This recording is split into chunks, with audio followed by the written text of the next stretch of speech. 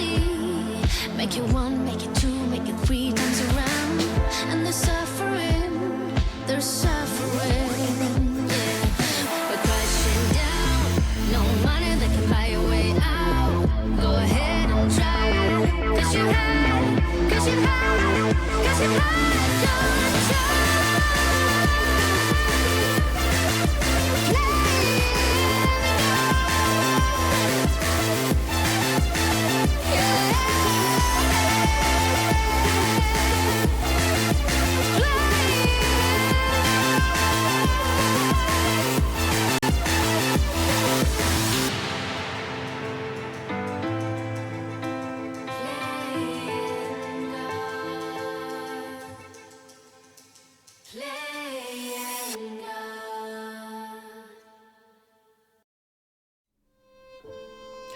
You are probably wondering why there is such a vibrant energy around Trollskull Alley.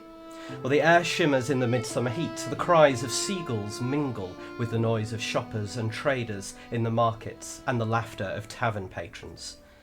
In this, the northern part of the city, a queue of dozens of people extends over a mile, guests lined up waiting to attend the grand reopening of Génie's lamp. There is a palpable sense of anticipation. Towards the head of the queue, a young man turns to his female companion. "Goodness, there's a lot more people than I thought would be here." "Well, what did you expect?" his companion replies. "It's Génie's lamp. Most of these folk have been waiting months for this reopening." "What happened to it?" the young man asks. "Well, it used to be this run-down ruin of a place until it was bought by a group of adventurers. They turned it into a very popular local cafe and did a really, really good business. But that didn't detract from their adventuring. Do you remember that whole crisis? When suddenly it felt as though time had really slowed down and that wizard Tartarus invaded? Well, these were the heroes that stopped him, with some heroes from another world if you believe the rumours. One of them, though, Howl, died in the process. He was brought back from the dead and they all carried on running this cafe. But when Lord Ilvaster took over the city, they fell into conflict with him. He had them driven out, and one night the cafe exploded. It was a natural gas leak, they said at the time, but we now know that Ilvaster and his cronies were the ones who had it blown up. They had to flee the city, and they disappeared for a bit, and this was all just before that Nilshai invasion started. Those great big portals opening up in the sky. We were waiting for those heroes, and they didn't show up.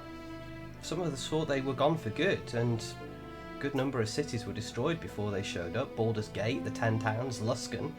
But they did show up, and they saved the world again. They did some sort of magic spell and banished the Nilshai for good. So the city returned the kindness by bringing the heroes back and having the cafe rebuilt, magically, so to speak. So it's got extra space." "Oh, good," the young man replies. "I was worried it'd be crowded." The sky is filled with Nilshai.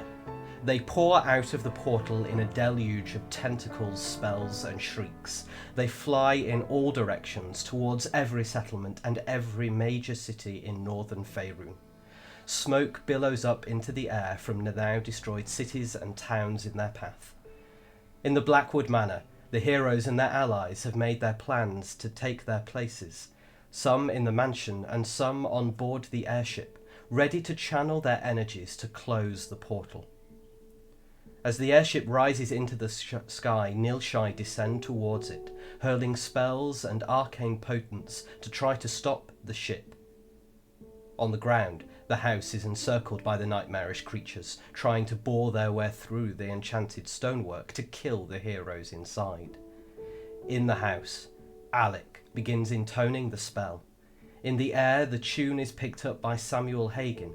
Between them, Alec and Sam channel the magical energy that their spell draws from their companions, instructing each in turn to focus their own might towards the portal and to sustain the wizards in their efforts.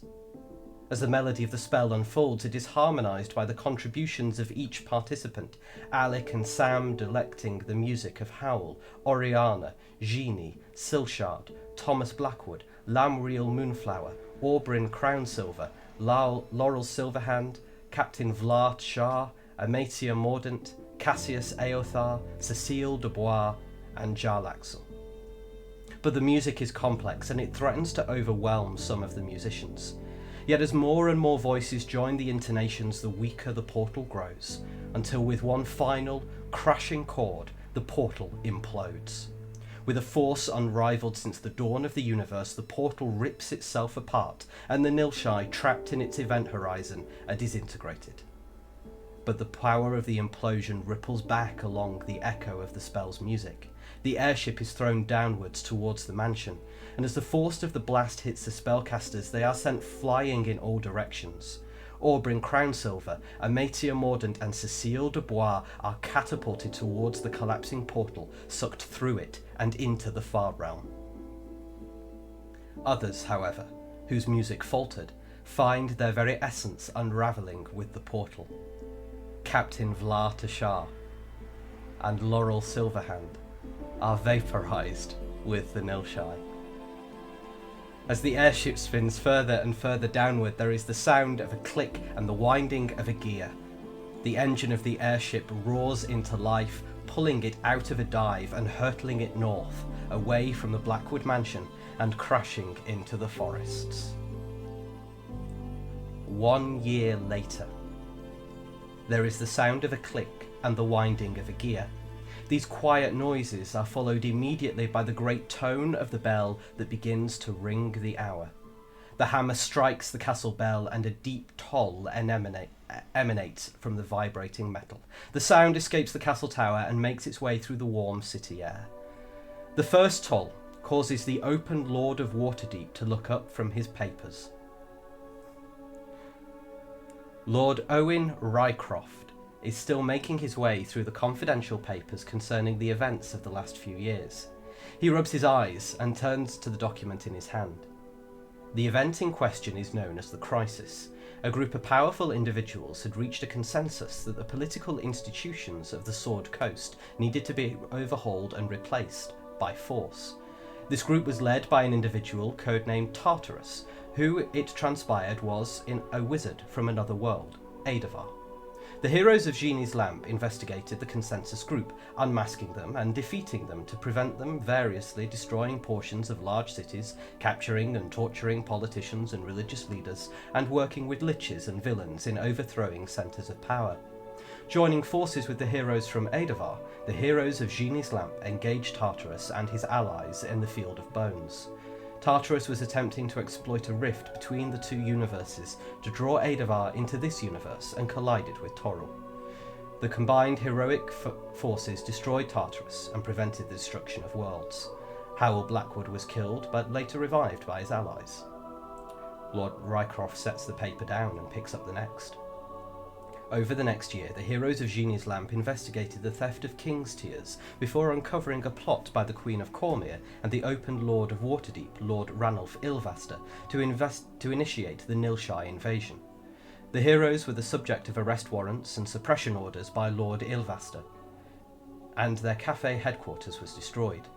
Later investigation uncovered that Lord Ilvaster was responsible for ordering the blast. The heroes journeyed to Evermeet and forged an alliance with Prince Lamriel Moonflower, with whom they managed to counter the bulk of the invasion. Although damage across the Sword Coast and the north was severe, the heroes prevented the destruction of Toril once more. They have since repaired to their cafe to rebuild and regroup. Lord Rycroft sets down this page. He knows that he is due to meet the heroes very soon to present them with the highest honours the city of Waterdeep can bestow. But he did not really know how much they had accomplished and the depths of the threats they faced. He smiles. He's very much looking forward to meeting these heroes and thanking them for saving the world. Twice. The second toll is accompanied by a knock on Ben Benson's office door. "Come," he says, and the door opens to reveal Lyra Zardra. "You wanted to see me?" "Yes, Lyra, please sit down." Lyra enters the room, closes the door, and takes a chair next to Ben's desk. "What do you think of the new place?" Ben asks, gesturing to the interior of Génie's Lamp. "It's amazing. What they managed to do with the multi-dimensional space is awesome. We've just got so much more space." "Are you ready to talk them through the improvements that you've had made?" "Almost.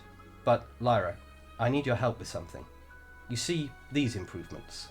Ben hands Lyra a piece of paper. Yeah, what's special about these ones in particular? These are the ones that I'm not going to tell the heroes about. What? Why? Lyra returns the piece of paper. Because there are some things that they don't need to know. Not yet, anyway. Will you keep it a secret? Of course, but come on, Ben. I'm going to need a much better reason than because. These are the improvements that I had commissioned especially, off the books, so to speak. They're for contingency. You mean? Exactly. We're in the end game now, Lyra. The third toll is heard by Thomas Blackwood, standing on the roof of his townhouse in the castle ward. Behind him, an agent of the Zentarim loiters. Lurking does not become you, Sarab, Thomas says. There is no response. Is there any trace of Ranulf Ilvaster, or Queen Raedra for that matter? None, my lord. It has been a year since that man disappeared. I want him found, and I want him ended.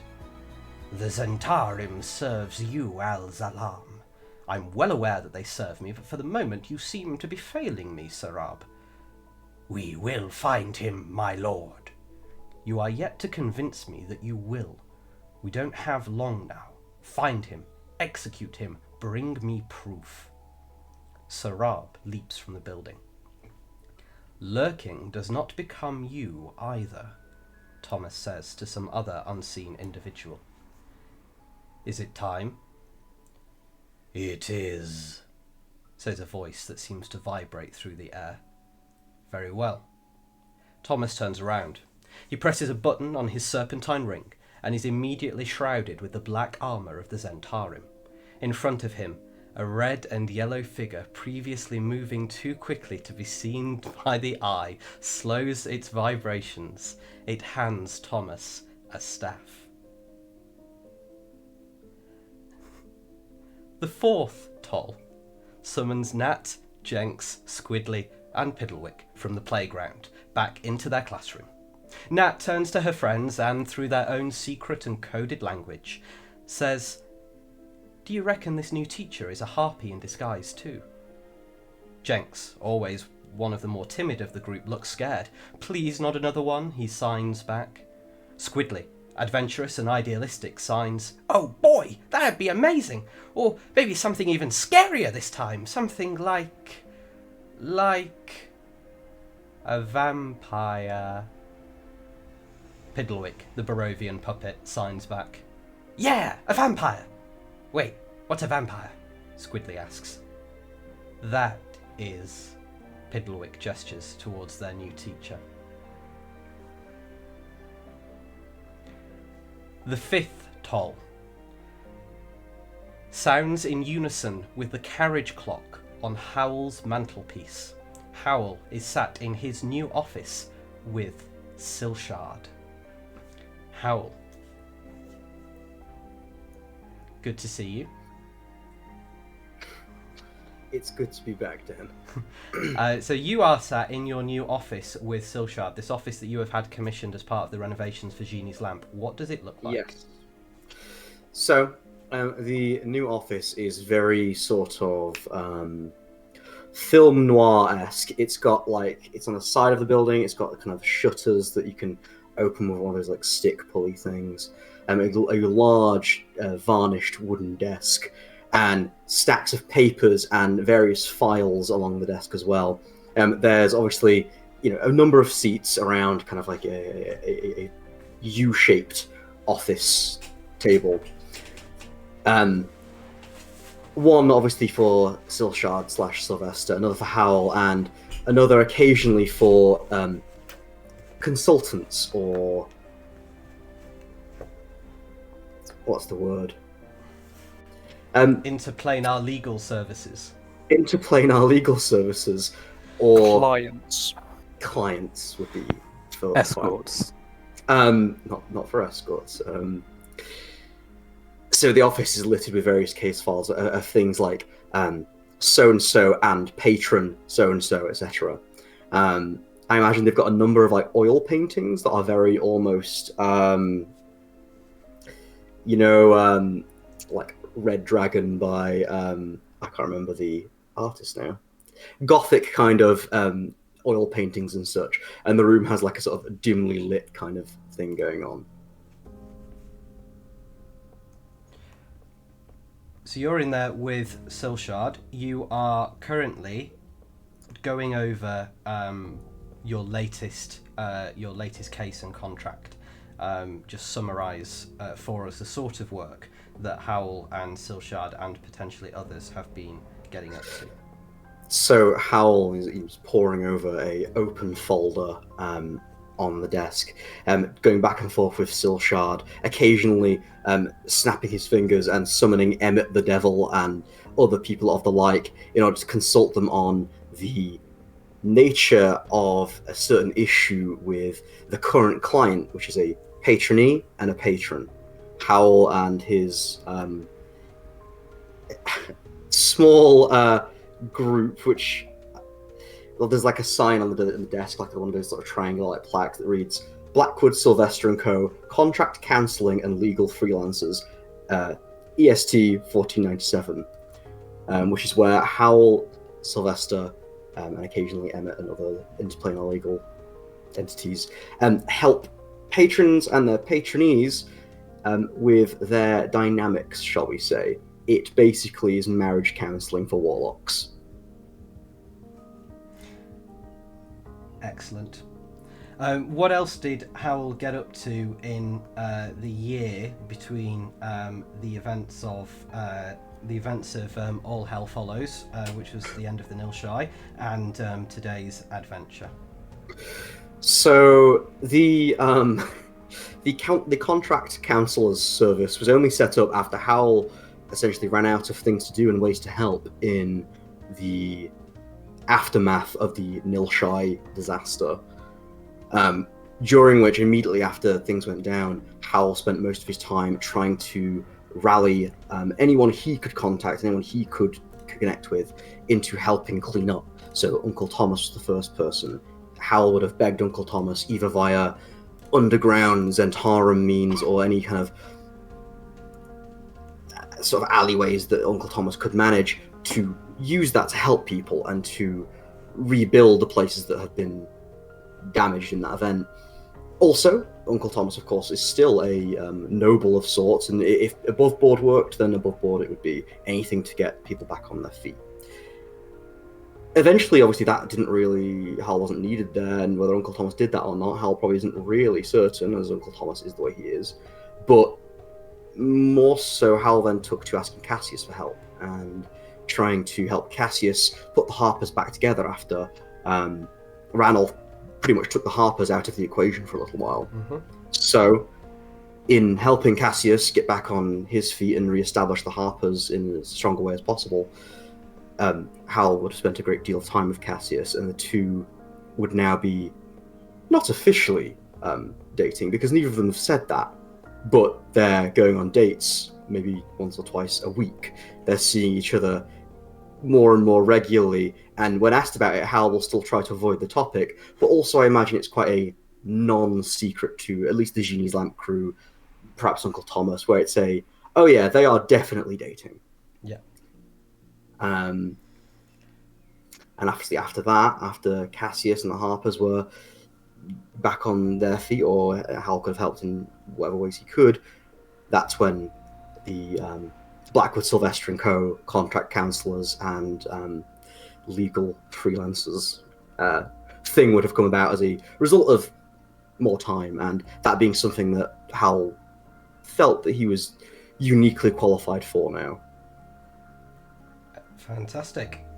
Well, it's only taken two, world-ending crises for Cassius and Hal to be within gesturing distance of holding hands. It's a slow burn, Dad. It's a slow burn. Yeah. The sixth toll reaches the park in which Oriana and Sam are resting, eating a picnic.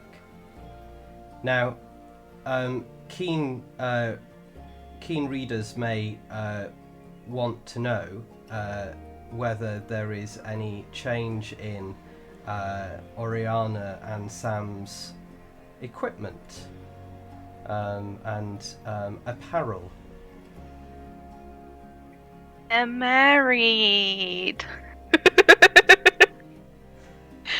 Yeah, they would have gotten married shortly after a grand reopening of Genie's lamp, or at least having got Genie's lamp to a stable position where they could just go off and get married. They'd have had a small ceremony with closest people, and then a larger reception hosted at the lamp itself. Yeah, I'm married now. Has Oriana been doing anything particular in downtime, or spending a lot of time with Sam? Spending a lot of time with Sam.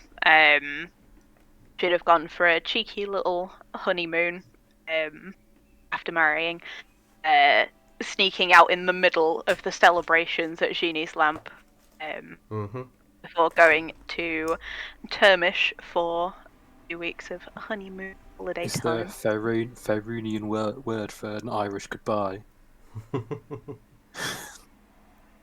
I'll have to think of one. Shortly after returning, Oriana would have spent more time with the kids to learn sign language properly. She was only able to like briefly kind of like get a couple of words because of Thieves' Camp. And then once she was more like aware of like the words and how to actually speak sign language fluently, she'd have offered small sessions to teach other people sign language hosted in the lamp itself.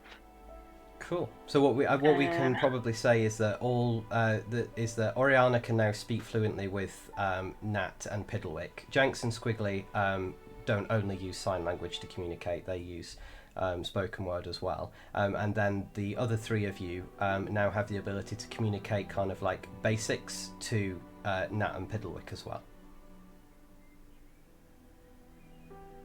But yeah, other than that, she would have spent more time researching brewing potions, as she had dabbled in that previously. And given that we have Génie as our healer, nice to have a backup. And any potions that are viable, she'd have distributed to both the party and the staff of Génie's camp, just to ensure that they have something just in case. At first aid, you never know. Excellent. Last but not least, given that when deliberating who was going to help with the spell, we realised the staff were not as well equipped as we'd like them to be. So Oriana will have offered to teach them archery. Thought you were going to be like, Just give Ben a general gun. sneakiness. Yeah. Give Ben a gun. Cool. Yeah. So Ben and Lyra are now not only trained kind of a bit more kind of with bows and arrows and that, but Oriana's probably also been giving them some kind of like strategy lessons as well, and like learning how to plan and prepare, which may or may not be bearing fruit. We'll see. The seventh toll is not a toll, but a magical chime from the wrist of Alec Victus in his new alchemical laboratory. What has Alec been doing during the downtime? So Alec, when he learned that the spell might potentially kill some of his friends, made an enormous amount of like contingency lists mentally for what would happen if anyone died. And fortunately, all of the people he actually cares about, well, most of the people he actually cares about are still alive. So he was weirdly happy to learn that Cecile is dead. Well, trapped in the far realm. She might come back. But he made sure to put up, or to, when the lamp was being redesigned, he built a little shrine monument to all the people we lost. It's just a painting of all of them with "Never forget those we lost" as the inscription. And then he took a super fun trip to the Library of Tarkamus, and there he recovered four books technically, but two important ones for our purposes. The first, the Book of Vile Darkness, which he promptly threw into a Sphere of Annihilation. The same Sphere of Annihilation that once destroyed Gleipnir has now done some good. And the second was a book on rebuilding the lamp faster with extra dimensional spaces. So he took that back to Faerun and helped sort of set in the planning for building the lamp, but he then took a very hands-off approach to actually didn't oversee any of the building work, let the others handle that. And he has been sort of doing a couple of pieces of research that he's not told the others about, but they're not super important stuff. And then mostly he's been working on the improving the time anchors, adding extra functionality. So things like real-time location tracking. I don't know if any of these actually still work, but real-time location tracking, being able to communicate across the planes if need to. Yeah. He's also added Snake, and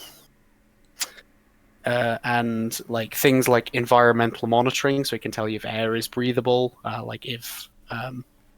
So the time anchors now include that you are all able to know if you are all on the same plane of existence. You can all know just by looking at these watches the location of each of you. If you are off the plane of existence, it tells you what plane that person is on. You can also use them to communicate across planes. So these now function as a Rary's telepathic bond, but across the planes. And Howl has probably jigged up an earpiece as well, so you can kind of communicate out loud through that. So for all intents and purposes, you have indefinite Rary's telepathic bond throughout the entire universe. Are you telling me Alex just built Find My Friends? Yeah. The time anchors were already functionally the mobile phone of Faerun, so now they do all the cool stuff that you want your phone to do. You need to release Snake. You need to release a gacha game for our setting. So wow, I spent up all my mum's credit card money and pulled an SR secret rare Tartarus card. Wowie. The time anchors also provide basic spells. So I need to sort out the full list of spells, but these spells would include things like locate creature, legend lore, the kind of things to detect environmental hazards and so on, and to detect kind of little things here and there. Mending? No, the watches can't mend things for you.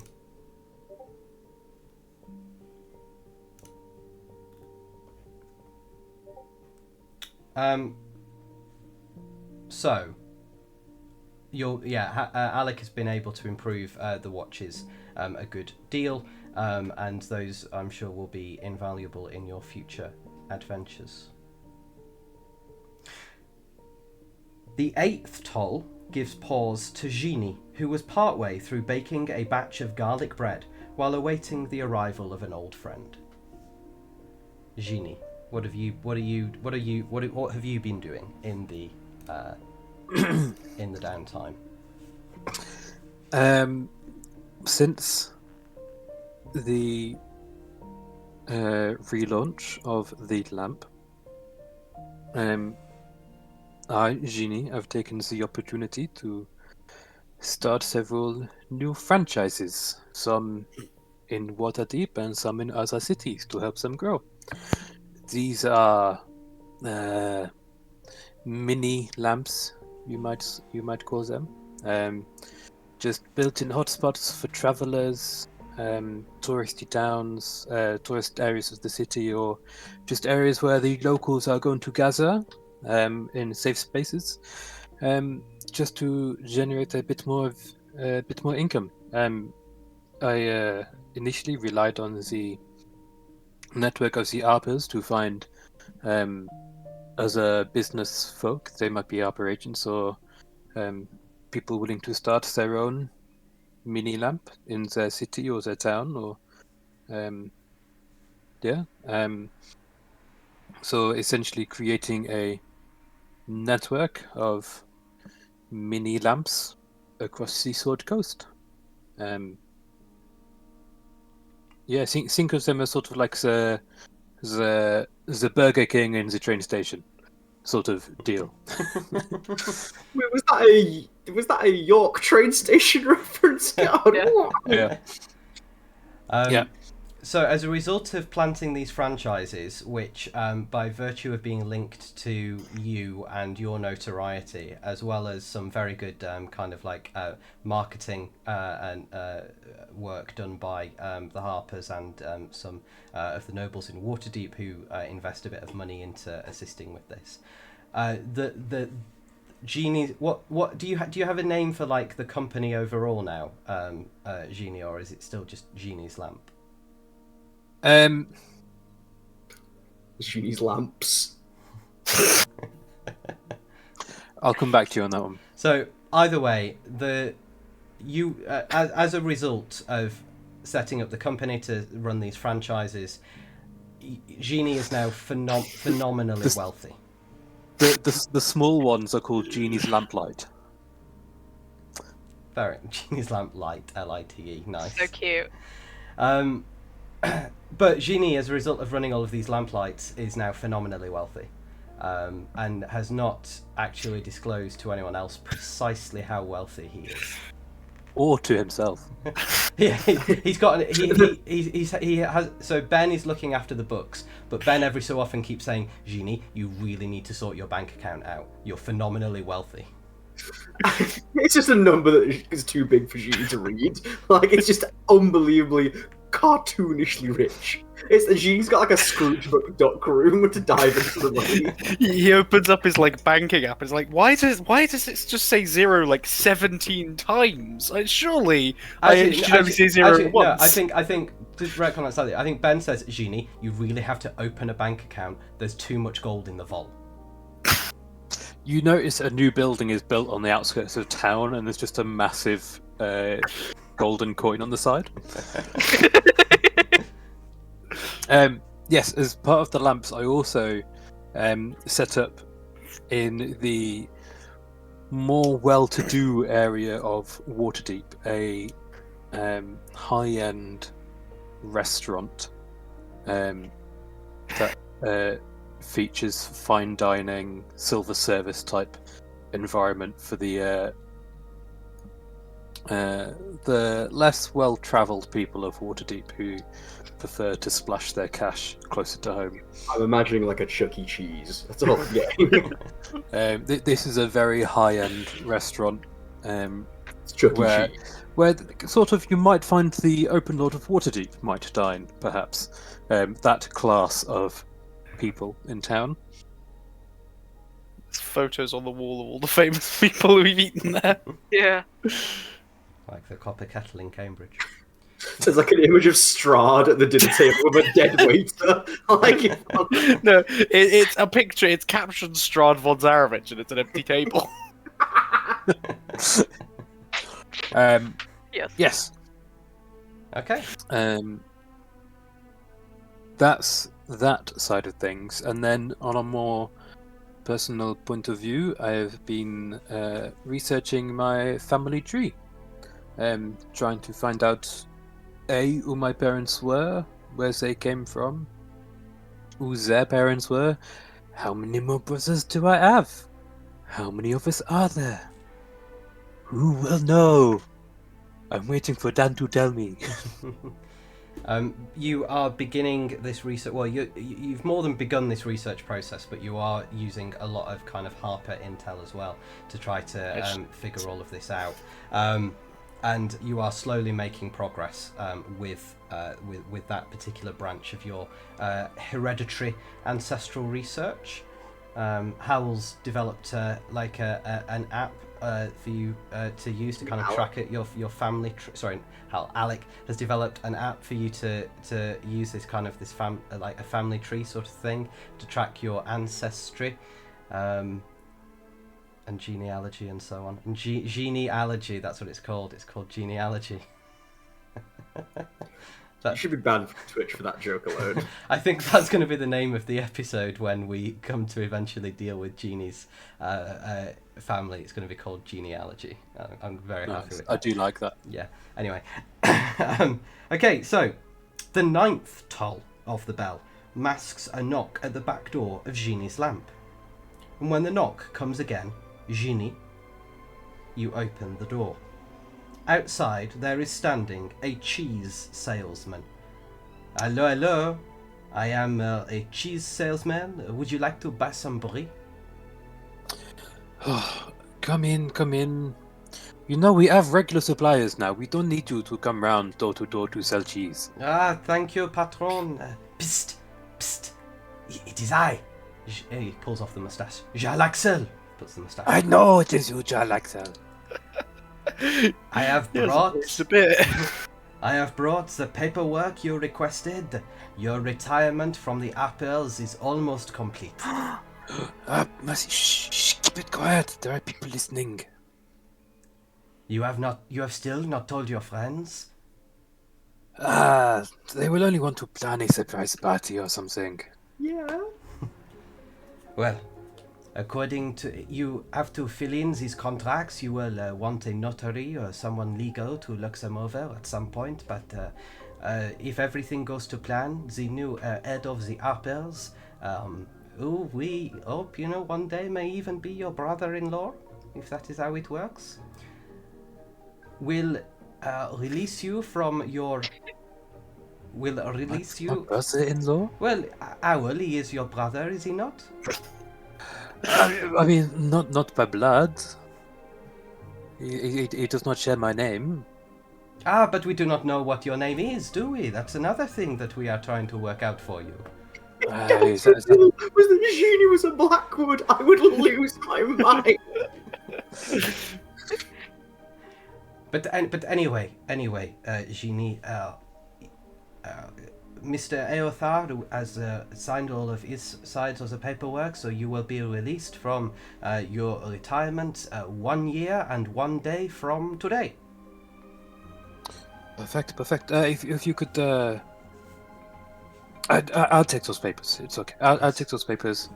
The year is to allow for the decommissioning of all of your final projects, and for the appels to make sure that they no longer retain any information that could be used, I don't know, by a band of red wizards to track you down and murder your wife and then launch some sort of scheme to try to take over Neverwinter. We had a bit of trouble with that not too long ago. Not the movie tie-in. That sounds like a very exciting story. It's one you should tell me another time, perhaps. I shall indeed. But in the meantime, it has been good to see you, Génie. Please give my love to the other members of your crew, and I will return the next time I am needed. Mr. Eothar will send for me. Yes. That is okay. Would Thank you very much. Like to, if you wouldn't mind? May I say something to you slightly discreetly? You may. Well, please step into my office, Mr. Cheese Salesman, and I shall peruse your wares. Thank you. Sorry, I'm just watching Connor work out what's going on. Sorry, a drop of water just fell from the ceiling. An actual drop of water, or was it your imagination? Yeah. No, I got it off of my arm, and it was on my hand, and I'm in a new house. I'm now very afraid. All right. See, like one of my housemates just fall from the ceiling. Yeah. Are any of your housemates watching the stream that can go check for you? Probably. It's fine. Ignore me. You'll find out very quickly if something's wrong. Carry on. All right. Jarlaxle will say to you, Génie, Mr. Eothar seems to be spending more of his nights here than anywhere else, and it is beginning to get a little impractical for us to keep pretending that he and Owl are still informal, not really seeing each other. We would like to be able to update his postal address to here for purposes of the bureaucracy of the Uppers. Would you please ask Mr. Owl if he would come to the conclusions that all of us already know? I will raise it at the next office meeting. Merci. Before you go, Jalaxel, once I am retired and you no need to come here on official business, please know you are always welcome to come visit us here at Genie's Lamp, but you do not need to come in disguise anymore. Ah, well, once I am not undertaking secret business, I will not have to come in disguise, except to protect your link to the Uppers in the past. We do not want anyone to know that you were once associated with the Uppers. That's very true. Well, perhaps on the first time you come, you can just come as a normal gentleman, and we can get to know each other, and we can become new friends. A normal gentleman, I shall acquire the disguise now. Farewell, Génie. I shall speak to you the next time I arrive. I shall be a clock-winding winder. I shall make sure my clocks are out of time. Au revoir, Jalaxel. You slam the door behind him. Yeah. Are Jarlaxle and Genie from the same place? Is that why they speak like that? Yeah, France. I mean, I don't know about you, but I ship it. Wait, would that not... Right, okay, I guess... I don't know if this is even remotely a spoiler, but isn't Jarlaxle related to Drizzt Do'Urden or something? By marriage or something, yeah. They're both drow, if that's what you're implying. Please don't make... Well, no, that's not what I'm saying. I thought they were like, you know...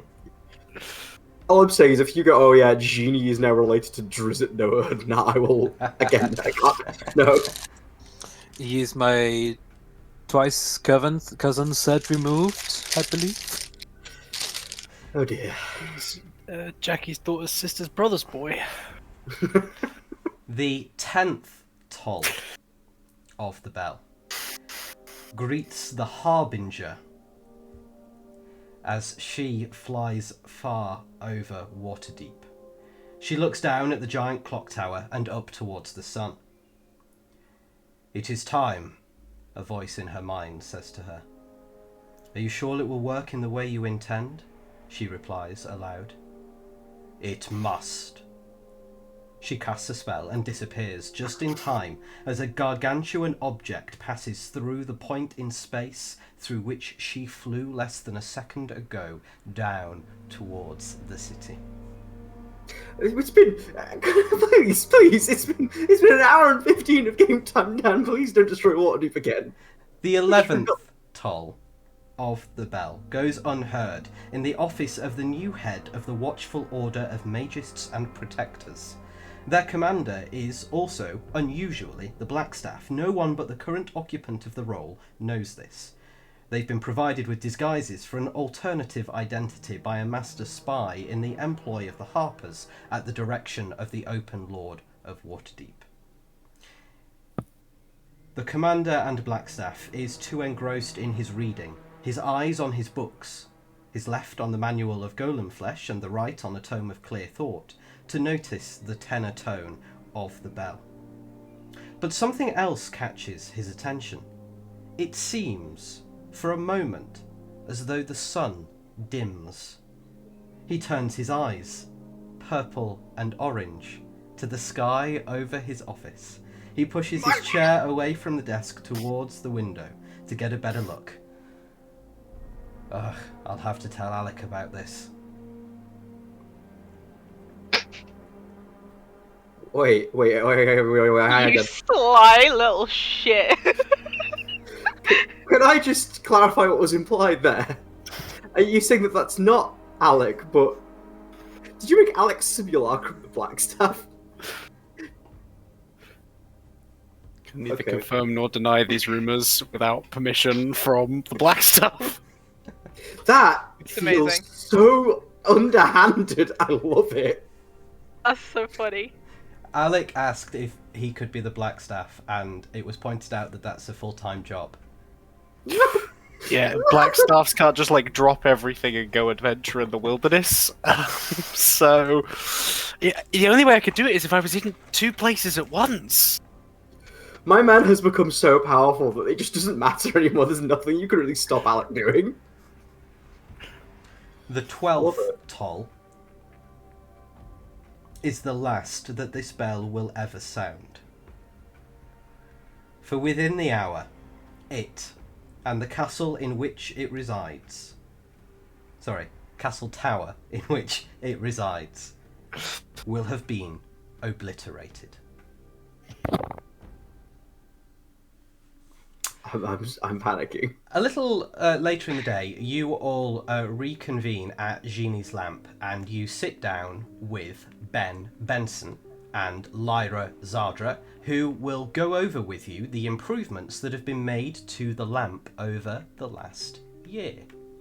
You will remember, and I would at this point say you are, that means you're entirely forgiven for having forgotten. But I think in this instance, you definitely will remember that the lamp was the last time you were here in many, many thousands of individual pieces.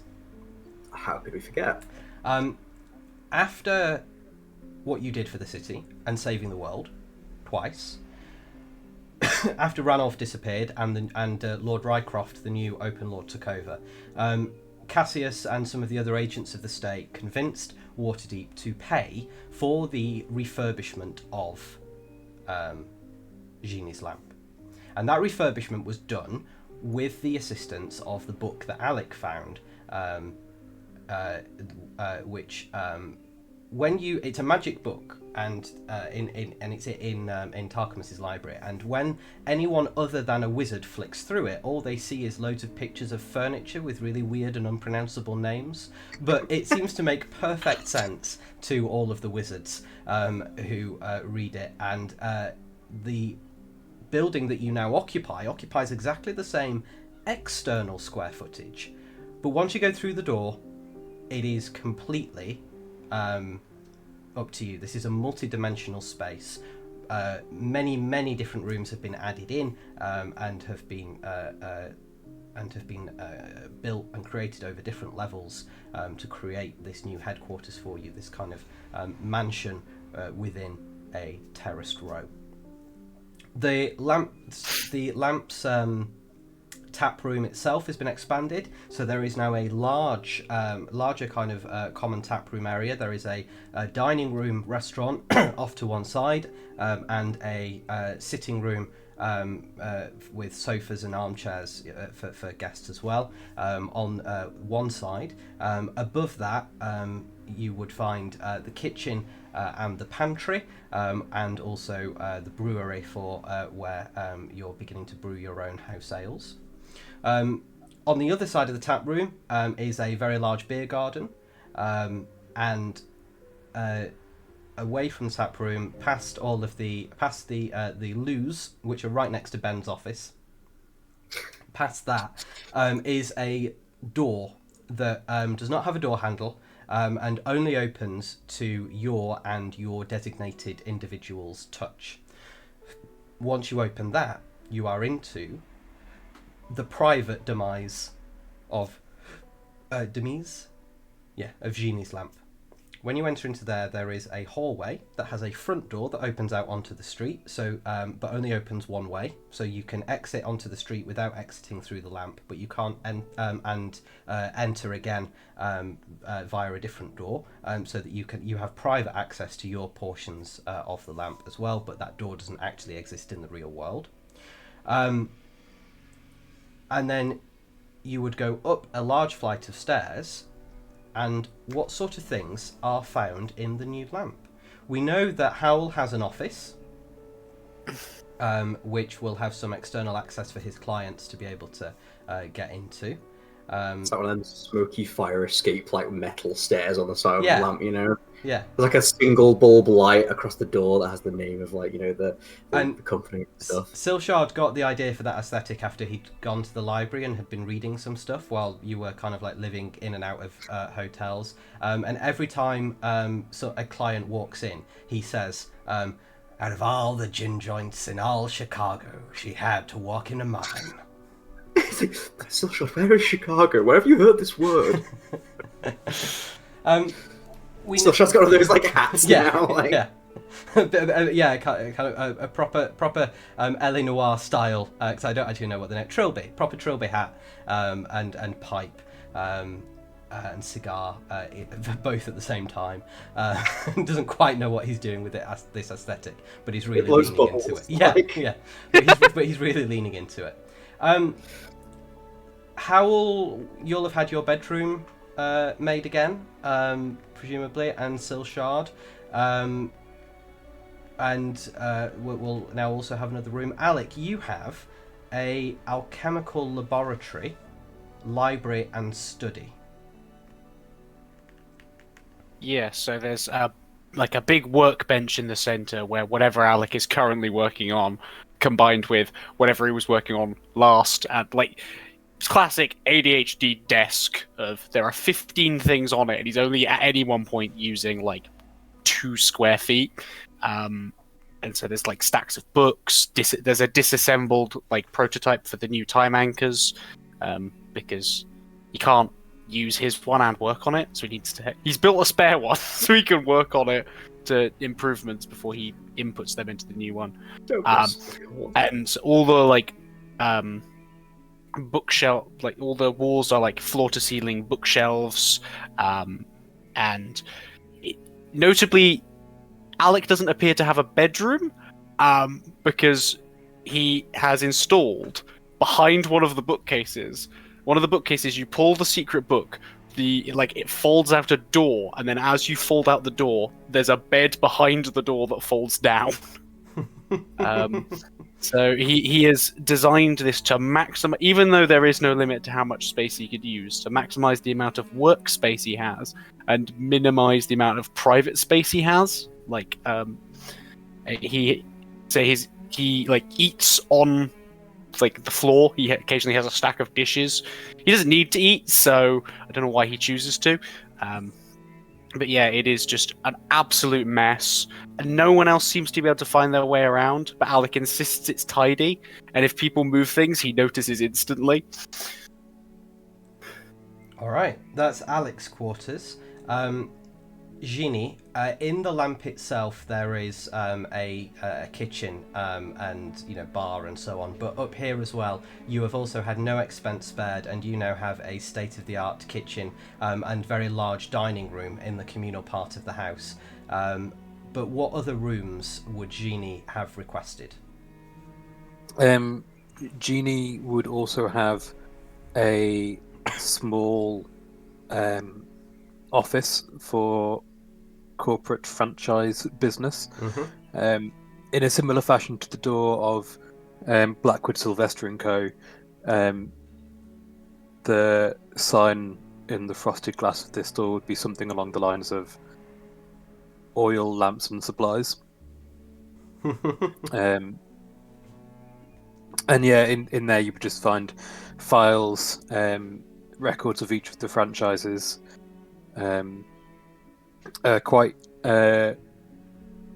grand desk with the leather inlay for the ink pile on one side, several chairs for meetings with franchise owners and Ben Benson and myself, Génie,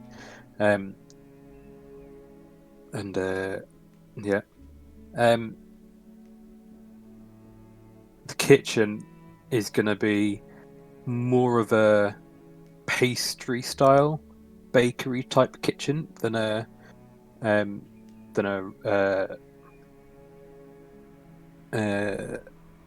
restaurant style kitchen. So there's going to be more of like the giant mixing bowls, many of like the cake decorating types things, but there is going to be an eternal stew cooking on one of the boilers. A nice beef and meat stew that with a couple of bowls piled up, so that anyone who is hungry can just come in, pick up a bowl, take some baguette, and munch away on a meal. What else might he have? He's gonna have a quiet room that's just gonna have a beanbag in it. Yeah. Just a nice dark room with a beanbag. That's it. Genie's room for hotboxing. It sounds like a stoner den. Nice. Just like when the world gets too stressful, kitchens are stressful places. If you've ever worked in a kitchen, they can get hot, stressy, nightmare places. So it's just a place. Yep. Sit in the dark, take your weight off the feet. It's very nice. It might be lined with cookbooks along the walls. Oriana would have acquired, as part of this, there is a very large room where you kind of like have your meetings together as the adventuring party plus retainers and so on. And Oriana has kitted this out to be very, very pro conspiracy board esque. The war room. Yeah, the war room essentially. And this part exists kind of part in the communal areas, but Oriana's got that, and Oriana's also made sure that there are kind of stacks of ammo and a few weapons kind of hidden here and there, and every so often has someone do a sweep to check that there are no unexploded crates of delayed blast fireballs hidden anywhere in the lamp. But what other additions or changes or creations has Oriana made? Oriana would absolutely have requested a greenhouse. Think Hunger Games, the Rose Garden type. Massive greenhouse, all glass walls. No idea how the sun's getting in there, but there's sun. And it's just filled with all kinds of plants from around Faerun and the Feywild as well. Mm-hmm. Should have also kitted out compartments in every single room that she has access to in the lamp, just with secret compartments with spell components, air bows, that kind of thing, just so that if you get a surprise attack, you've got stuff at hand, you'll be fine. Should probably also have requested a study for Sam. Probably conjoined to a bedroom that they both share. Just a space for him to be able to go and relax, similar to Genie's beanbag room. Yep, it's a good idea. Okay. Oriana would absolutely invade it sometimes, but in addition to all of this, you also have a vault in which is currently being stored all of Genie's gold, but is also kind of secure treasure and important things storage space.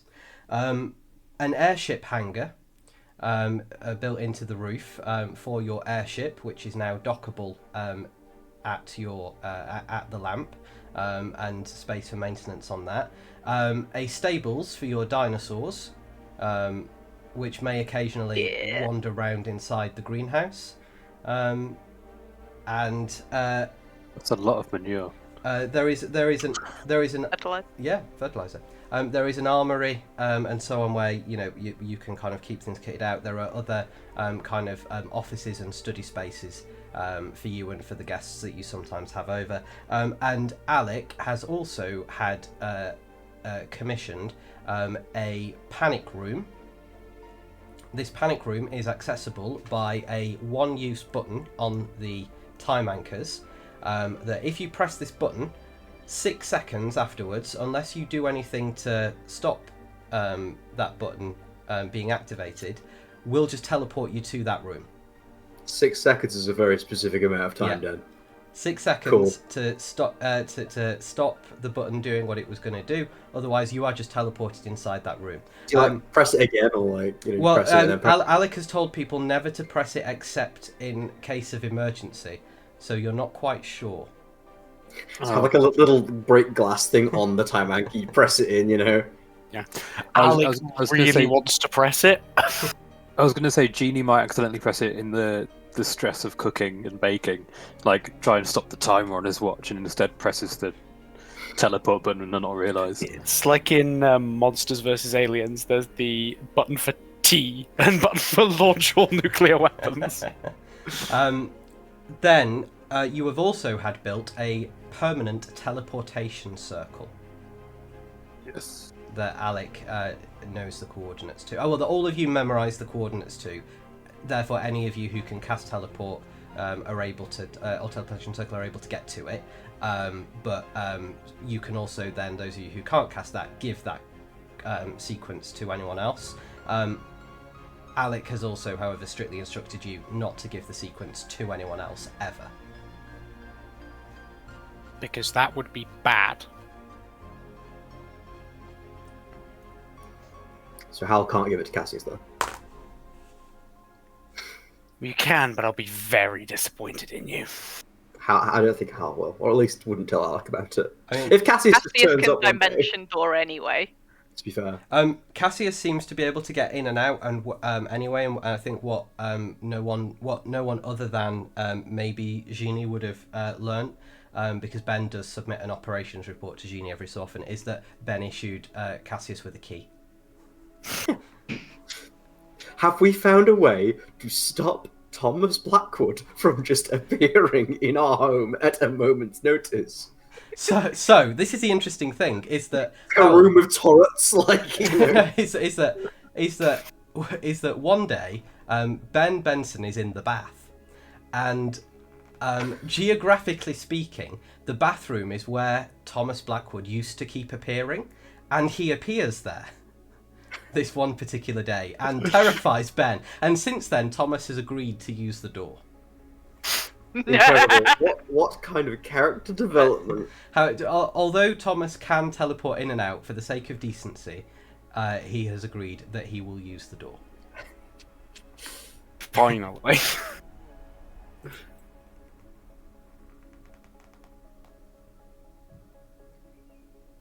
That won't stop him appearing at random every so often, because he's also got impeccable plot timing for when he needs to be loitering outside a door. That was you clearly going, hang on, no, I need Uncle Yeah, no, I Thomas still need him to be here. able to do that. But yeah, he won't come unannounced as often or as intentionally. We need like heat sensing, like, you know, like missile launchers just ready to take him out. Is there anything else? Wires on every entrance. Is there anything else downtime wise or with the lamp that I have missed out? In regards to Alec's two secret projects, Yes. did he make any progress with either of those? Who? No progress has yet been made. That's what your simulacrum is currently working on. Okay, that's fine. In regards to all the franchises, Yep. did the secret network between them, did that all get set up? Yep, that's all fine. Yep. Yep. Interesting. Cassius does accidentally let slip at some point, kind of in general overhearing, that he acquired a bit of intelligence because Génie's lamplights had been kind of like acting as intelligence gathering facilities as well. That's fine. We've become really powerful, guys.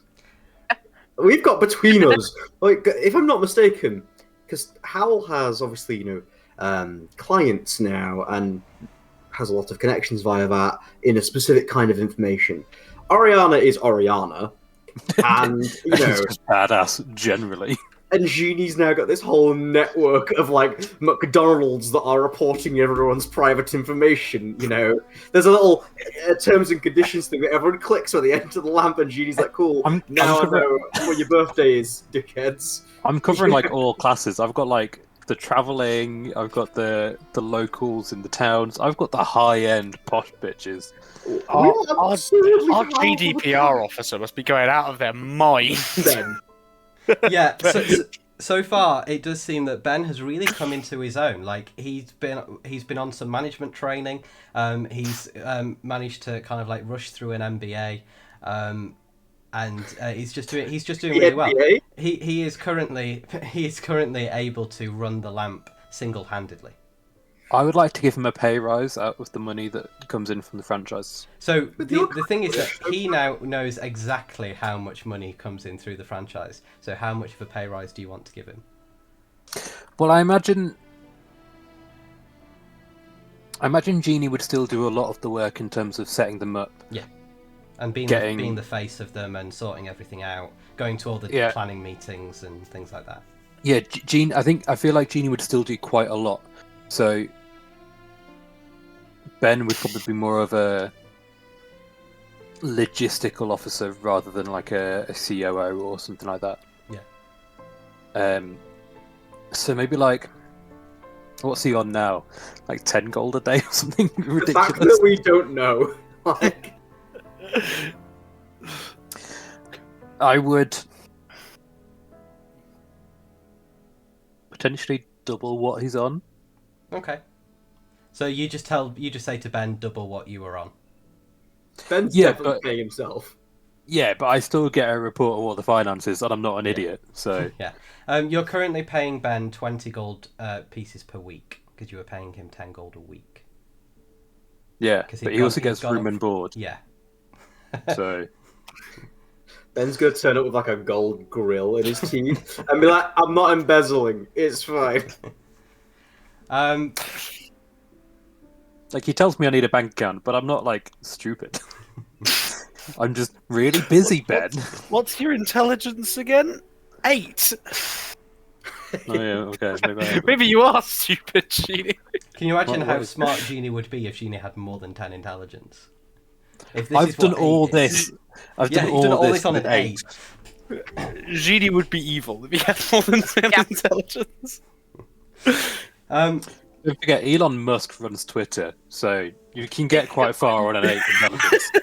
I like the idea of like, at some point Hal was like, "Oh well, we'll have Emmett, Emmett the Devil appear and just check over the lamp stuff because why wouldn't we have a legal infernal a lawful evil lawyer appear and check that?" And Emmett's like, "No, desummon me. I no, I will not deal with that." He looks at it all and he's like, "This is beyond my pay grade," and just disappears. Emmett explodes in like an infernal scream. I don't think you need to add the qualifier for lawful evil lawyer. I think that's implied. He's legally evil, Legal evil.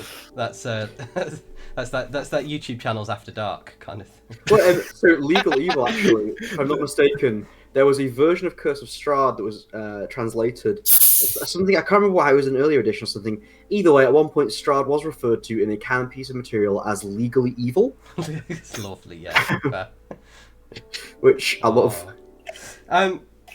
Speaking of things that we love, the city of Waterdeep.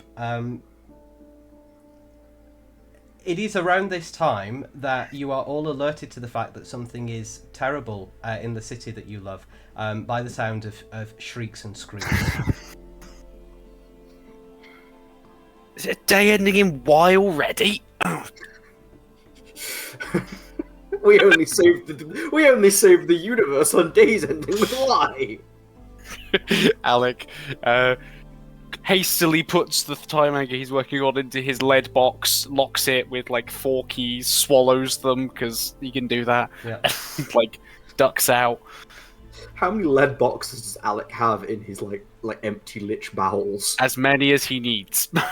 Well, he doesn't swallow the lead box. He swallows the key to the lead box. It's like in Tom and Jerry, where Jerry swallows a piece of cheese, and you can see the shape of it going down Jerry's whole body. Alec's stomach is officially hammer space now. When you unroll your eyes and look outside, you can see that hurtling across the bay towards the city, flying so close to the tower such that its wing chips off the bell tower, is a gargantuan dragon made out of amethyst. Oh no! It sets itself down just outside the city, and in a rumbling voice it shouts, "Heroes of the lamp, face me or see your city destroyed." And that's where we're going to take our break. Tuesday. Amazing.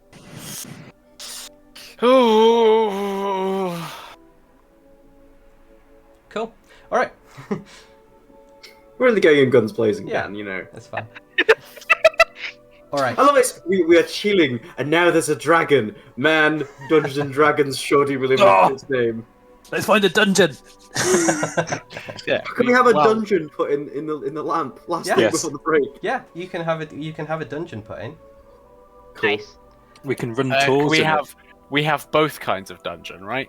Before like you Yorkton. before we go into that, we're going to take our break.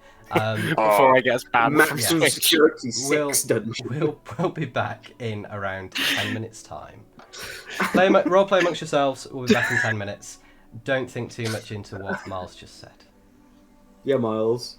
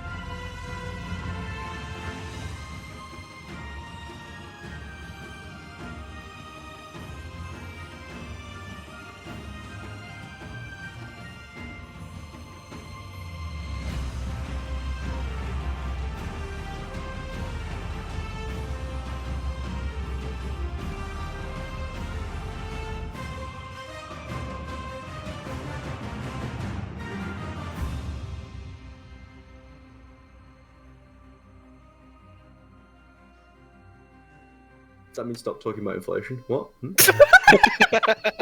Yeah, that got in. Yes. Inflation, a terrible curse that has befallen the proceeds of Genie's lamp, and all of the investments that were made. Yeah, Now- Google Genie hyperinflation if you want to find out more. You can all. He's so full of garlic bread. Can you? I'm so sorry, Dan. Should we go out and come back in again? Let's go out and come back in again.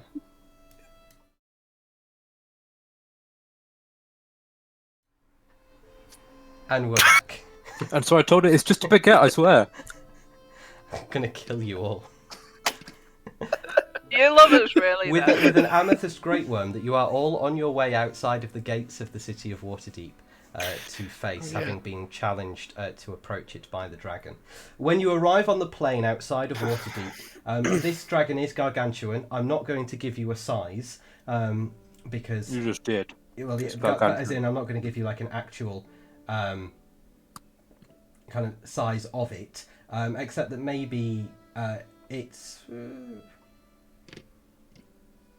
Could you compare it to like a standard building? Compare it to the lamp as a We building. compared it to the actual Inside or dimensional. Yeah, inside or outside.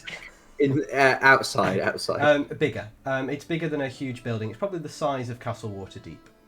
Okay, big then. Yeah.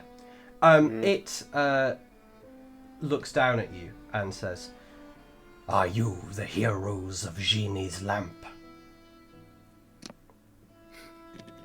Yeah. Depends who's asking. That's who. Could you kindly not do this right now? We've had such a good run after the last disaster. In the most polite way possible. Bug off! I will leave if you can defeat me. Why? Because Why? if you do not, I shall do this. And it's going to exhale a cone of force at the wall of the city. And it takes out a 300-foot length of the city wall and all of the adjoining buildings. Now that was just unnecessary. We don't A need the hero, are we point. not? Fight me! Prove that you are the heroes that this world thinks you are. Who are you? Roll initiative. Okay. I should have sighed and be like, I guess it's that day again. I guess I don't get an answer to that question. I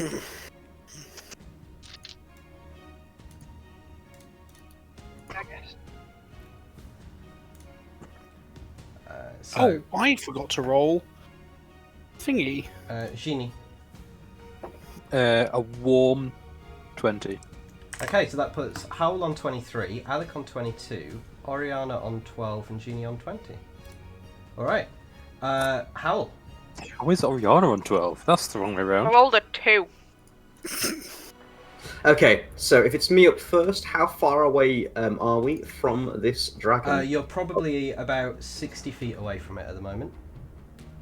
Okie dokie, 60 feet. In that case, I would like to begin hurtling through the alleyways or wherever I need to get closer to So this, you're outside. like, You're outside the city. It has settled down outside the city. I see. In that case, then, I want to move 30 feet to get to within 30 feet of it. I'm then going to draw Talshara and give that a good old spin. And I'm going to point at this thing with it and make it the target of my Hexblade's Curse. Okay. That is my bonus action. So then I'm going to use my action to use Shadow of Moil. Okay. So my flame-like shadows will wreathe Howl, and I'm going to call out and say, I don't know why you're wanting a fight, but fine. If it's a fight you want, it's a fight you'll get. I'm not sure you really know who you're actually dealing with at this point, but sure. So this gargantuan dragon that is made out of amethysts, that representing probably in and of itself a value of the a value of the city of Waterdeep and multiple thereof, is it looks down at you, and at the end of your turn. Mm-hmm. Oh, the combat. Hang on, sorry. The combat music isn't looping. There we go. At the end of your turn,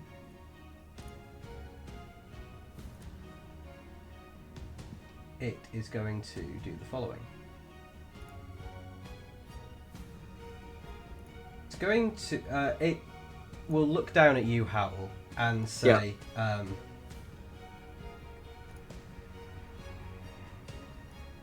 Stay there. And I need you to make a charisma saving throw, please. I love those. Cool. Can I counter spell? Yes, you can. At what level would you like to counter? I'm just going to do it at third. Third, okay. I need a intelligence check from you then, please. 22. All right, you succeed. You prevent from. You use your reaction.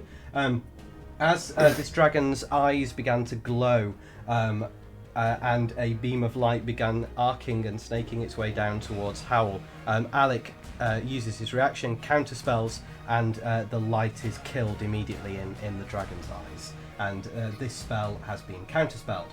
That was a legendary action at the end of Howl's turn, so it's now Alec with Génie on deck. Yeah, that's the reaction back. I am going to,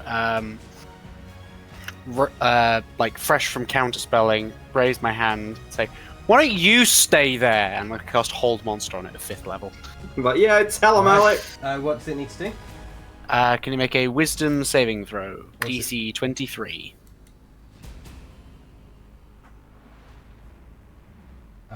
Okay, it succeeds. Okay. Guess you didn't want to stay there. It kind of roars at you in response. Anything else on your turn?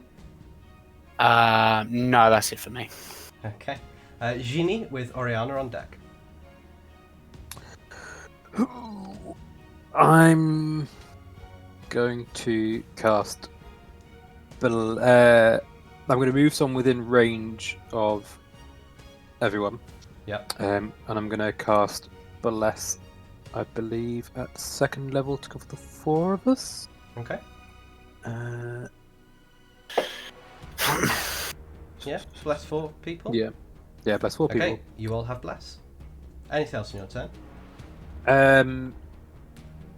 I was gonna do a call lightning, but that is also concentration.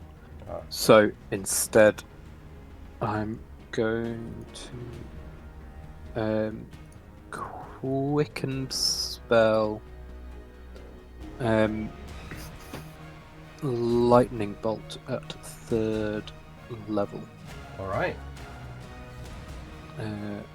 So It needs to make a dexterity saving throw. it does. What's the DC? 1 second, I've scrolled away. It's a 17. It succeeds, so it will take half damage. Yes, so that's 8d6. 1, 2, 3, 4, 5, 6, 7, 8. Ooh, 10, 20, 28, 29 points of damage, Half please. to 14. All right. Yes. You fire a bolt of lightning, and it makes a crack in this amethyst. Anything else in your turn? I'm just checking. You've used action, bonus action. When I deal lightning damage to a large or small, it's not large or smaller. No, gargantuan, I'm afraid. I thought it said to a larger creature. Yeah. Can't do that.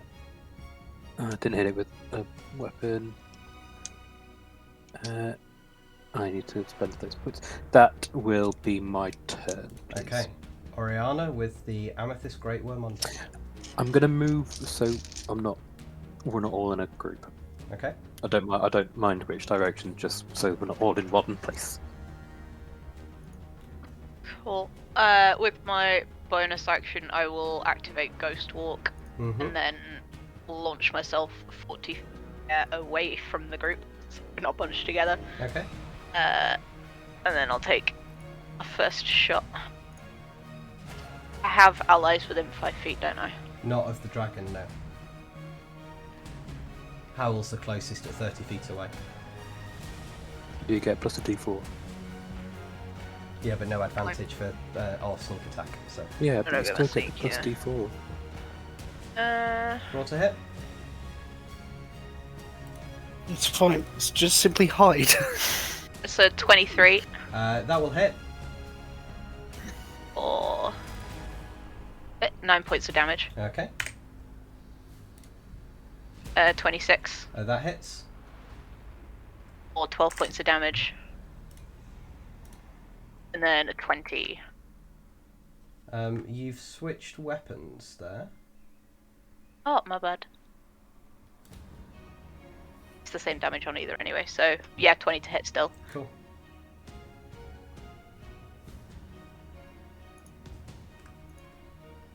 So it was 9 and 12, and then...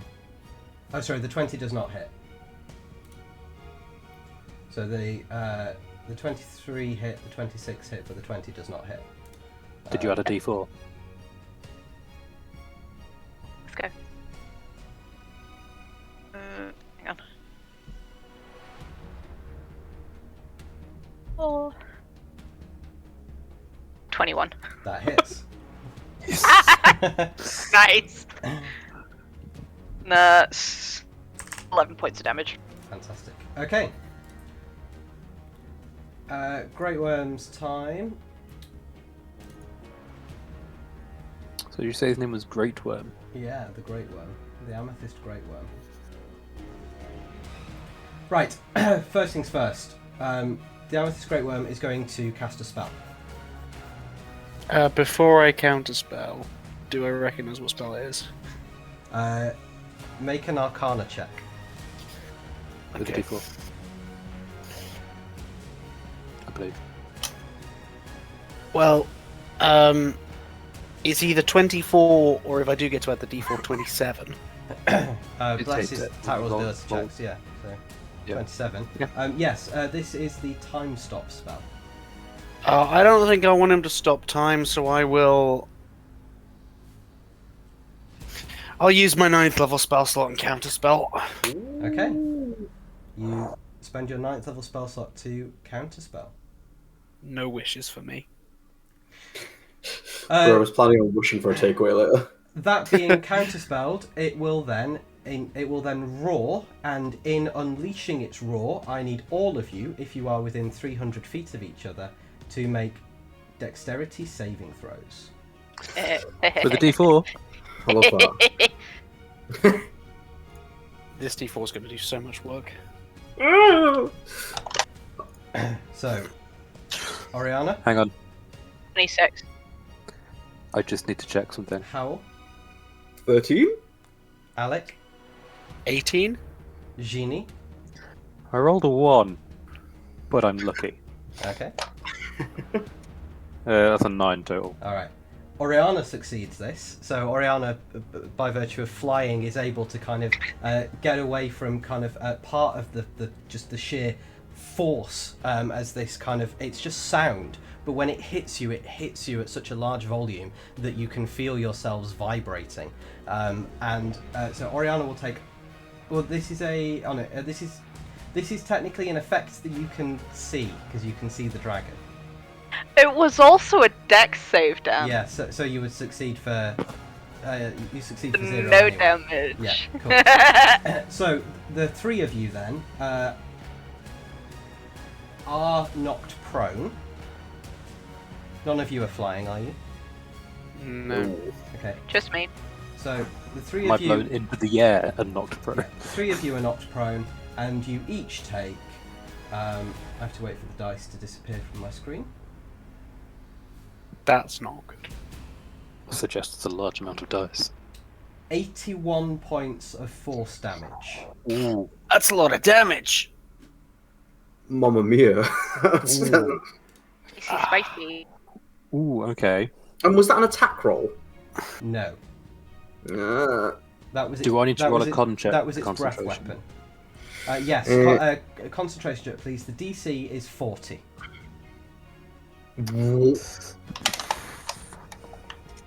Well, I did roll a Very natural what? 20. what was the damage number again? Sorry, I'm still reeling. You need to take 81 points of force damage, Yeah, we'll do it. Oh no! I did roll a natural 20, Dan. which and I do have totals advantage. Constitution. This is a concentration Uh, check. So what does that total to? Does it total to 40? It totals to 31. That, I would. afraid, is not enough to maintain concentration on Bless. I I would rolled also a need to make 20 and a concentration check 19. for Shadow and Wild. Yes, you do, and the DC is 40. I don't know if I can physically. What's roll your- None of anyone can physically make that. So can I crit on that? Is that possible? Not really. Well, is it? you can have a 20 plus what's your proficiency bonus plus any bonus to saving throw. Your what's your con bonus? +5. What's So your yeah. bonuses to con saves is +5. Yes, it is. Okay, So, no, you can't possibly meet it. So Shadow I of guess Wild Shadow of drops. Wild. Yeah, so that drops. All right, Howl, it's your turn with Alec on deck. You all, by the way, have the potion of supreme healing that Oriana would have made for you. Okay. Thanks, Mom. Ooh, okay. I am going to. How much is Supreme Healing heal for? 10d4 plus 20, I think. Supreme. 10d4 plus 10, 20. And are we doing the thing where it's bonus action for me to drink it Yes. for myself, right? Okay, 10d4 plus 20. So I'm going to drink that right away because I am hurting. 10d4, which is going to be. I'm going to heal for 53 with Nice. that potion. Which puts me in better stead. And then I'm going to try and close the gap, the 30 feet gap between this thing and me. Okay. Oh, I was prone.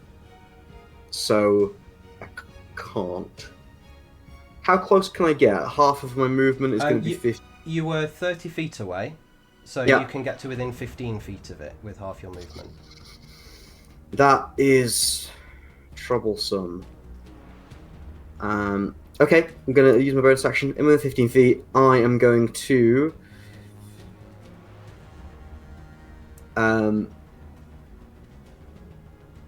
I am going to try and hit this thing with a phantasmal killer. Okay.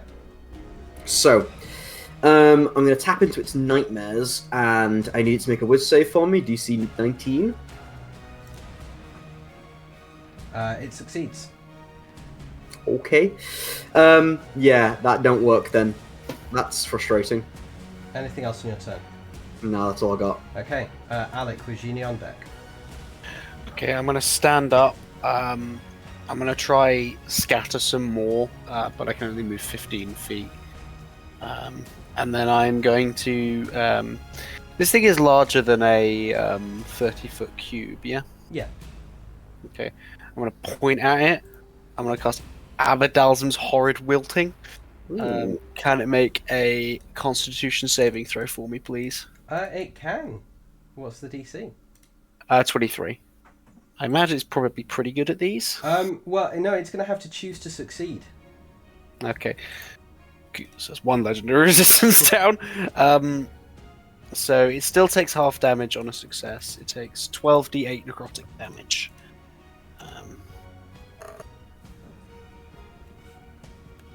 So 62 half to 31. Okay, takes 31 points of necrotic damage. And then I am also in pain, so I'm going to take my potion, which is 10d4 plus 20. It is indeed. Oh, Okay, Génie with Oriana on deck. When I 43 points of healing. can I use the chalice as a bonus action on myself? Yes. It just says as an action within 5 feet. Oh no, then it's an I can action. give, but that, it doesn't specify to give for myself. So that's Then it's the an thing. action. Okay. If it's you can use it on a creature within 5 feet of you. That's you can use it on yourself, but it's still an action. Okay.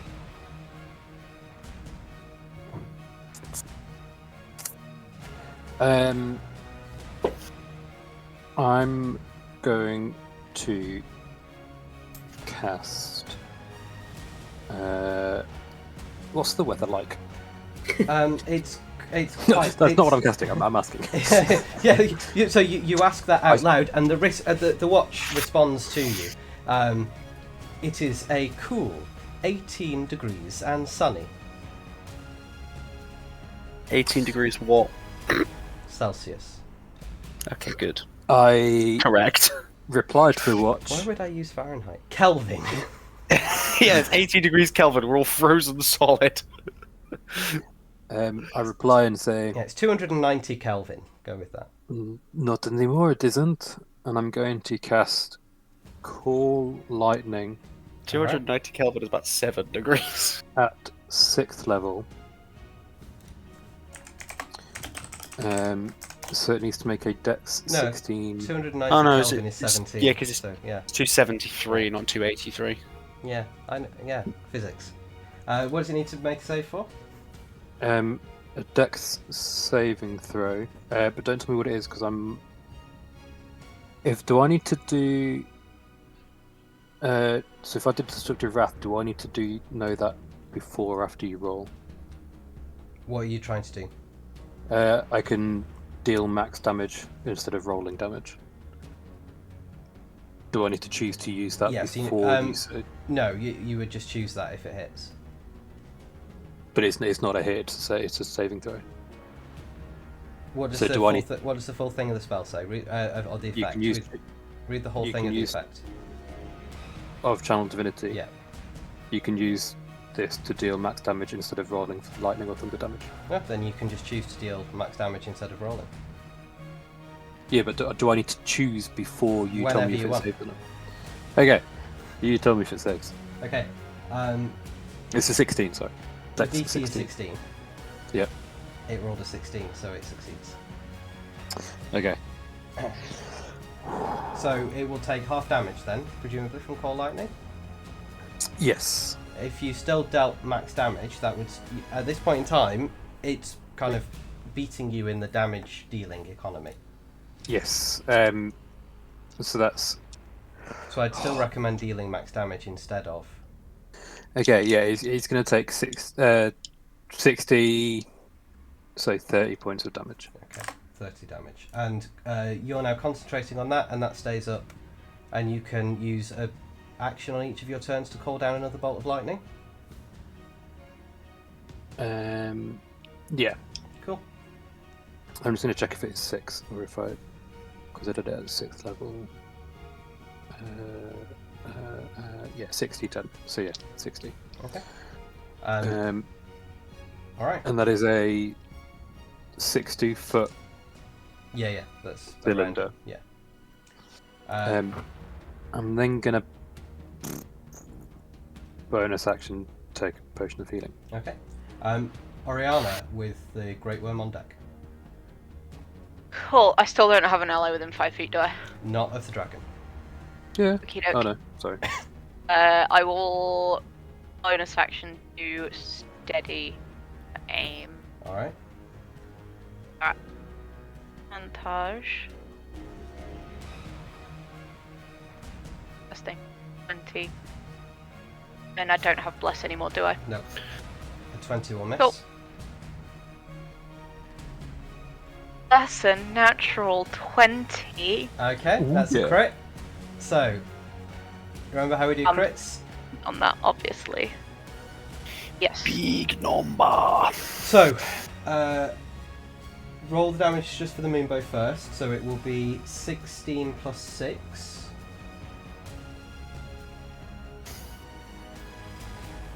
Do you roll again? That one. So we've got 14 points of damage, just dice rolling and the bonuses. from the moon boat. It's max plus dice. So you rolled a 6 on that. So that would be 8 plus 8 is 19 plus 6 is 23. 'Cause So usually 23 it's from the like- bow. And then what's the max sneak damage? 9d6. 9 times 9d6. 6 is 54. So 54 points of sneak damage plus then the 28 that you rolled. Yeah. Plus the 28. Alright, you deal all of that damage. Wells from the grave. And Wells from the grave. So that's another 5d6. That's another 45 points of damage maxed plus 24. Psychic. Alright, For that. you've just dealt a lot of damage to it. Maximum on 5d6 is 30. I wonder how 5, much 6. damage Okay. taken. What did I say? 45, so add 50. Yeah. Cool. Thank you. I was Just thinking to in say, I terms got of 20 points. nines. I got 40 points of hit Yeah. points back. Awesome. Oriana, you took it from 100 below to now less than half its health.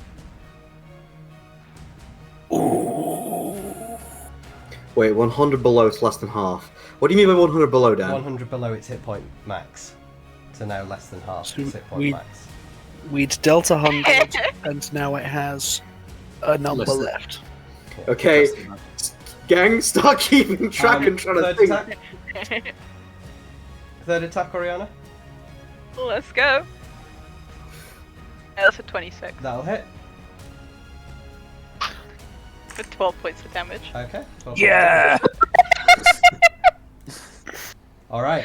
Oh, On its Oh. turn, it is going to, as a bonus action, teleport up into the air next to Oriana. It's flying, obviously. It's then going to try to bite Oriana disadvantage. with disadvantage.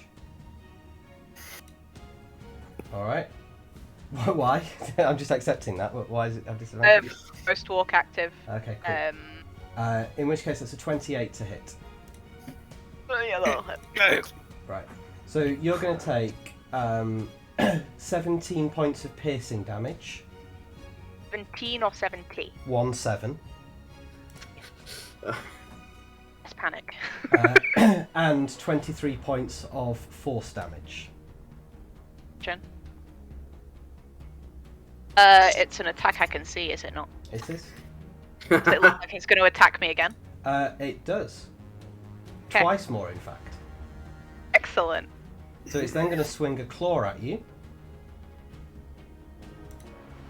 First attack is a 35 to hit. Oh, sorry, disadvantage. Yes, disadvantage, please. Well, that disadvantage to crit down to a 35 to hit. Okay, yeah, that'll hit. So 35 to hit. So this time you take 19 points of slashing damage. I will half this one. Okay. And you are restrained by it. Interesting. What's half of 19? 10. 10. Well, 9 for our purposes. Yeah, Right sorry, now. yeah, run down. Yeah, you are now restrained by this Oh. Amethyst Great Worm, which means that you, well, you're grappled, so your speed is 0, and you are restrained, so your attack rolls against it have disadvantage. Question. Yes. Can I be restrained if I can move through objects? Ooh, that's a It's good not point. an object. It's not an object, it's a creature. Dragons aren't objects, Tony. I can also move through creatures. Oh, in which case you can't be restrained. Well, in which case then, seeing that you kind of like can evade out of its restraint, it will just attack you again. And by me. So that's a I mean, arguably, you could make the dragon an object. 19 to hit. Yeah, I won't kill hit. it. All right. Would you describe this dragon as a particularly bad dragon? It's now Is it- Not red and black. Wait until we've got the sponsorship. it's now Howl's turn with Alec on deck. Okie dokie, how high up roughly would you say this thing is? How high up were you? Up 40 feet. Yeah, it's about 40 feet in the air. Lovely. So far, Its feet are about 40 feet in the air. It's probably a bit higher than that. Okie dokie. So, Crucially, it is out of the coal lightning. Doesn't Call Lightning appear like 300 feet in the air? Yeah, but it's a 60-foot cylinder. How... And you had all split. So I assume that Oriana had moved in a different direction to where the dragon was initially. This is now teleported and 60 feet so that it's next to Oriana, so it will be out of the... Oh yeah, I guess if it teleports other side of Yeah, Oriana. 10-foot tall within a 30-foot radius, centered on a point you can see within range directly above you. Can you move it? No. Anyway, Howl with Alec on deck. So, anyway, so you said its feet then were how high? About 40 feet off the ground. Okay. I need to get somehow within 30 feet of it. Is that possible? Like, if I were to... really hard. How high can I jump? There's a number for that. Yeah, what's your strength score? 10. From a running jump, from a running start, you can jump 10 feet. Perfect. Brilliant. Right, I am just... Hal's gonna swipe some sweat from his brow and go... So you need to run 10 feet to jump 10 feet. Yes, I'm going to... Hal starts running, he's not used to this, jumps, and mid-air, just as he's about to start falling, Hal's going to use Relentless Hex. Because it's still my Hex target, I can then teleport to within 5 feet of it. So, obviously I can only get to the feet from there, but that is enough. So I'm going to teleport... Strictly speaking, here we go. Strictly speaking, it's a target within 30 feet of you that you then teleport to within 5 feet of you. So the way that's worded, you could teleport to the other side of it. Miles is completely right. So I'm going to kind of like Howl is like looking at it and measuring. You know. Sorry, I was slightly more invested in how Connor was narrating this like a turn in Yu-Gi-Oh. Like the way that the way that in the anime they narrate the cards like turns. For me to notice that Howl has just said, "Have you essentially teleported?" Sorry, that Alec has just said, "Have you essentially teleported onto its back?"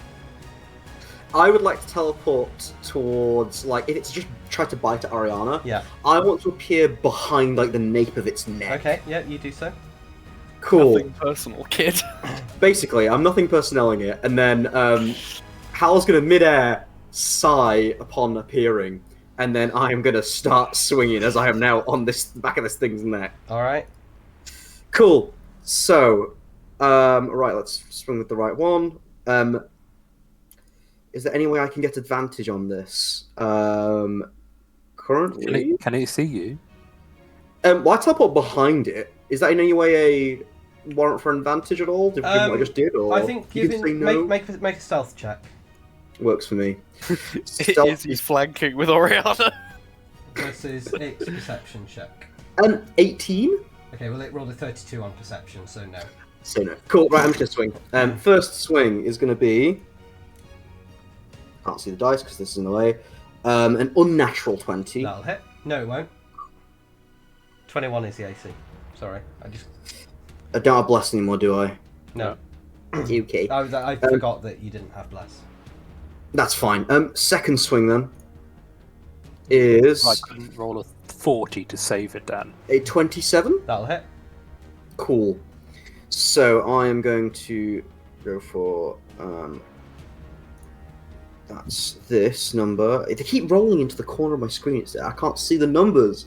That is 10 plus another 5 from it being a target of my curse, making that 15. What kind of damage? 10 slashing. Okay. 5 necrotic. Okay. And then another 5. Where is that? Sorry, I'm looking so well. Oh, and then another 6. Sorry, because that's gone up now. That is just slashing damage again. Another 6. Sorry. Yes, another 6 slashing. Cool. Because I used my bonus, however, I believe that is going to be. In fact, no, I'm going to Eldritch Smite it as well for fun. I'm going to smite it as well for. When I find the button, I have too many things now. Where is Eldritch Smite? It is going to be 1d8 per spell slot level, so it's going to be... Of what kind of damage? Force damage. Okay. So it's going to be 68 force damage. 68. 68. 6d8, like d8 is in the die. Not 68. You shouldn't have corrected him. For another 24 force damage. Okay, it takes none of the force damage, it is immune to force. Did that happen already? And I just... Nope, that's the first time we've Cool. learnt that. Howl's in midair, Howl appears behind, does this real silly, cool move, and it doesn't work. Howl is then going to look up at Oriana and be like, that doesn't work! That's not good! I'm no longer confident! Hell spins like a Beyblade. Brianna's just gonna give him a deadpan look and just readjust her bow, like, really? Come on. Before Alex's turn, the Amethyst Great Worm is going to reach up with a claw and try to claw at Howl. Can't see you though, because it can't turn its head that far, so it will make this attack with disadvantage.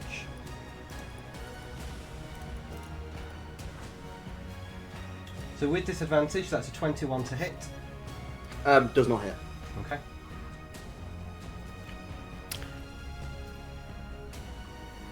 Alec with Génie on deck. Now, I am a very knowledgeable man. Do I know if dragons tend to have resistance to the charm effect? You would know that dragons tend to be resistant and or immune to being charmed, yes. Okay. I guess my plan to do Otto's irresistible dance, which doesn't actually have to target a humanoid. But I will. I'm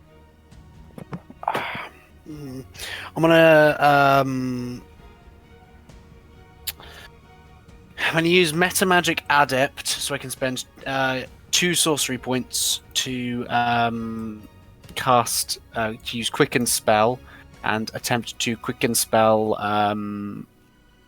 Hold Monster again. Okay. Gonna make a Wisdom saving throw.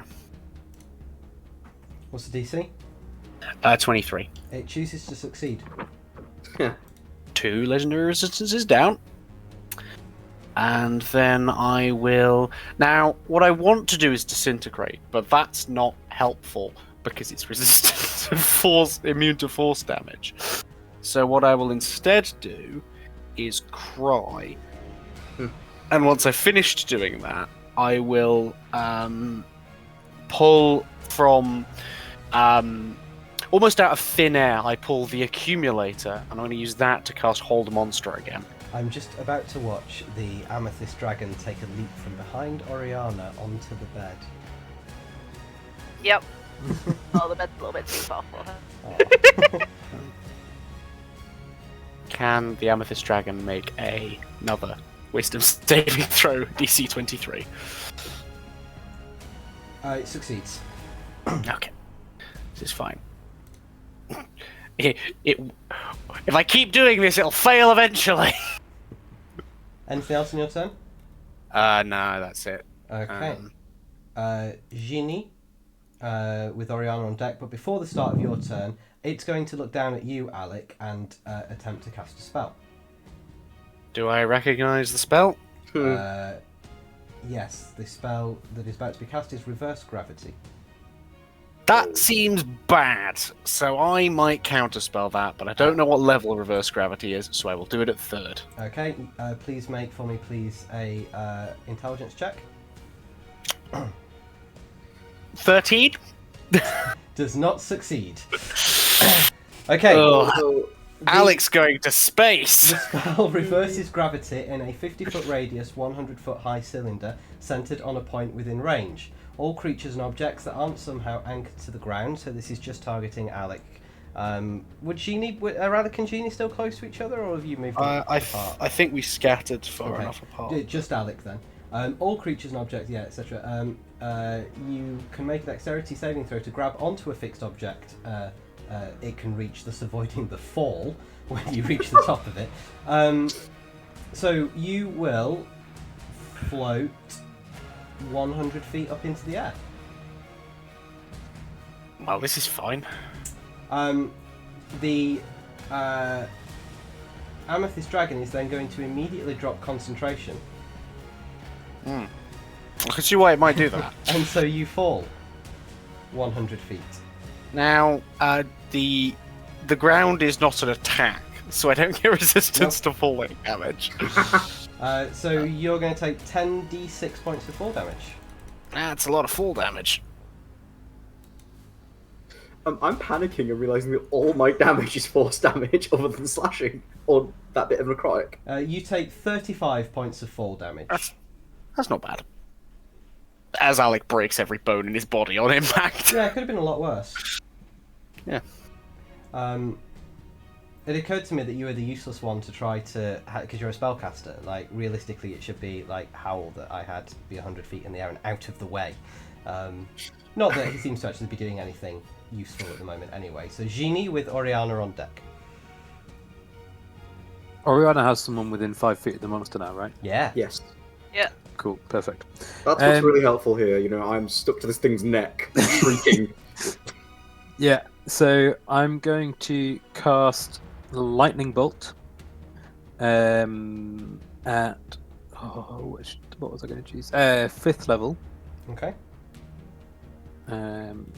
So that's a Dex 17 saving throw, please. I'm gonna... It will choose to succeed. That's fine. I was gonna put... resistances. I was going to make the worst joke then. Oh my god. I was gonna put full damage into it anyway. Okay. So that would be another 30 Licknicked Bolt. Alright. 30 points of lightning damage. Anything else on your turn, Génie? That was your bonus action and your action? No, that was just my action. I thought your bonus action quicken spell. I didn't quicken spell. No, sorry. Cool, carry on. That was me. You're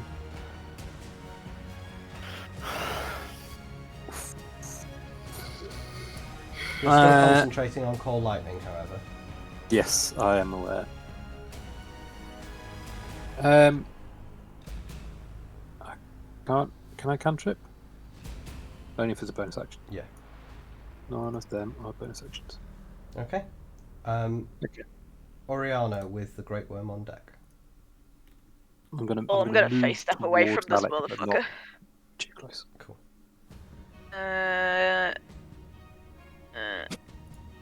Also in.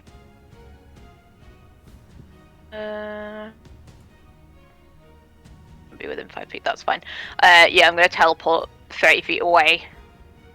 And then move another 40 feet away. Before taking another shot. Alright. That's a 26. That hits. Or 14 points of damage. Yep. 24. Yep. 11 points of damage. Yep. And then a 28. Yep. 11. And 29 sneak. Because I've used sneak, I'll use Wails from the Grave as well. That's 23 psychic damage. Alright. Anything else on your turn? That's all I can. Alright. Great Worm's turn. The Great Worm is going to fly towards you. At Howl, make a dexterity saving throw as this thing at some velocity moves out from underneath you. Sorry, I am just thinking. I can Relentless Hex as a bonus action, right? How fast does this thing fly? Because otherwise, could I just keep falling off, appearing back on it, falling off? You've not got your bonus action back yet. I know. Dex save, yeah? Yeah. Okie dokie. That is a 19. Alright, you're able to hold on. This worm is moving towards Oriana. When it gets to Oriana, it will turn in such a way that Oriana, Alec, and Génie, who is near but not too near, are in a line. And given that you haven't been much more informative than that, that's what I'm going to say it's able to do. That's its movement. It will then bite Oriana.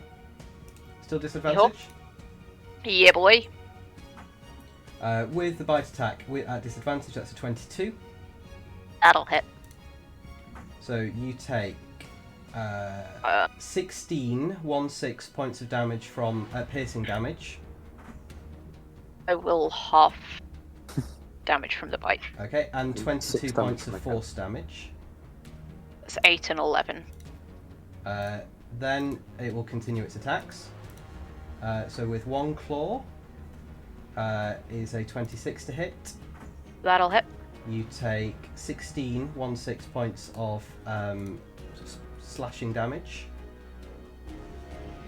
Marmalade almost made me take 96 points of damage. And then another 26 to hit. Yep. For 22 points of slashing damage. I am down. Okay, how high were you flying?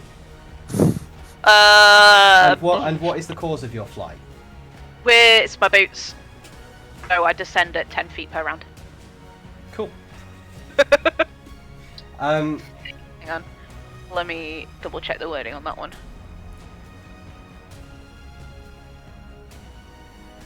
What's funny is that's technically forced movement, so it doesn't provoke an attack of opportunity. 30 feet per round until I land. 30 feet per round until you land. Okay. Well, you're what, 40 feet up in the air? Yeah. Cool. So you're going to get a guaranteed death save in 2 rounds' time. So we'll say in that instance you drop the 30 feet, so you're now hovering 10 feet above the ground. Oh boy. When you lose consciousness. So, now it's Howl's turn with Alec on deck, and you can see that this great worm has lined you all up and is getting ready to do something about it. When you say lined us all Well, up, not you. obviously, I was going to say cool. But I can see that it's trying to do that, right? Yes. I guess it's Yeah. okay. Time to get quirky because I can't do any damage. Can I try and climb to the top of its head? Yeah. I'm predicting it's going to open its mouth, and Okay, I'm going to make stop a it. dexterity acrobatics check, or strength athletics. You damn not doing strength athletics, Dan. Okay, so acrobatics check is going to be, please be high, an 18. Yep, you climb up. Top of its head. I can see what it's about to do. This has changed my plans, so sorry for the delay.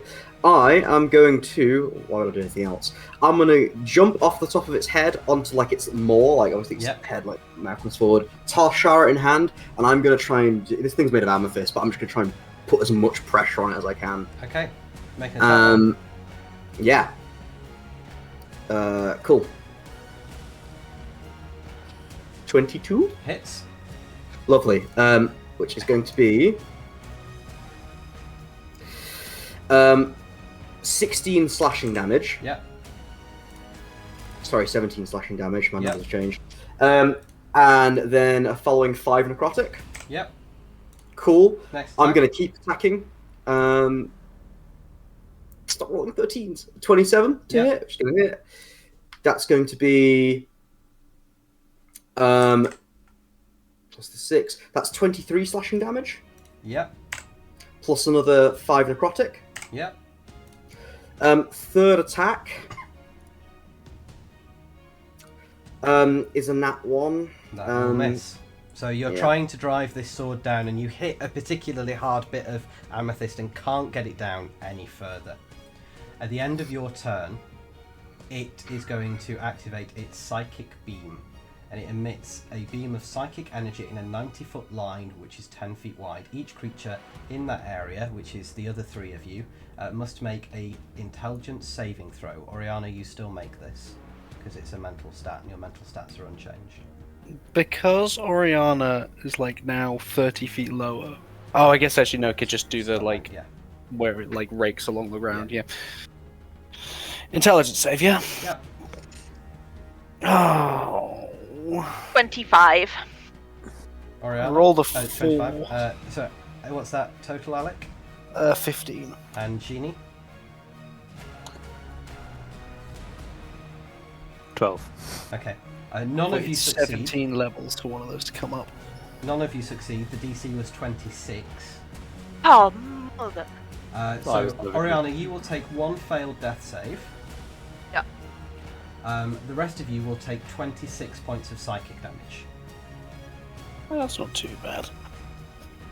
Yeah, Alex says, really disappointingly low amount. There were several ones rolled.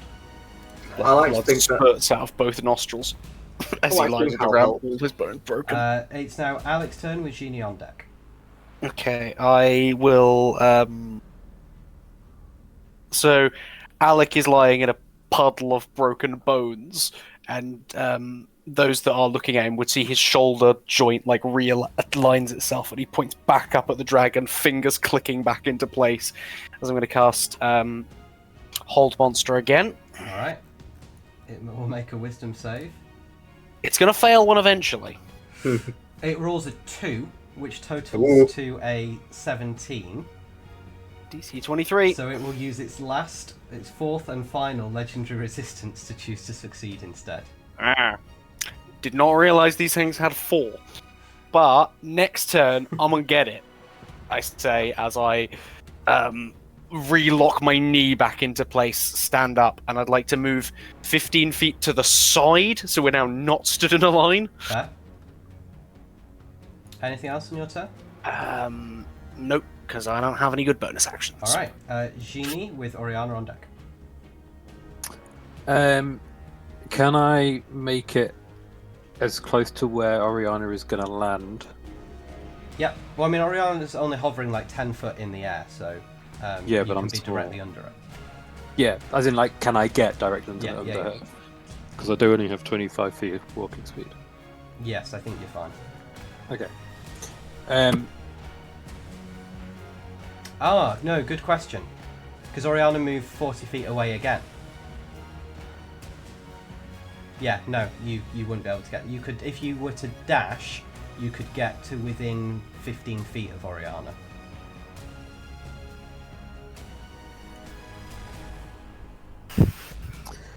I will do that. Okay, so you're 15 feet away from Oriana now. That's your action and all your movement. Is the dragon within my storm cloud? No. Okay. In which case, I will quickened spell.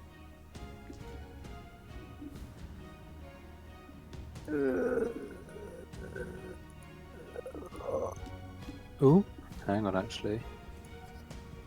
How long does that take? One action. Scratch the dash, I think, unless. Yeah, scratch the dash. Okay. I'm going to mask your wounds. Alright, so you're moving 25 feet closer to Oriana. Yes. So you're now 40-ish feet away.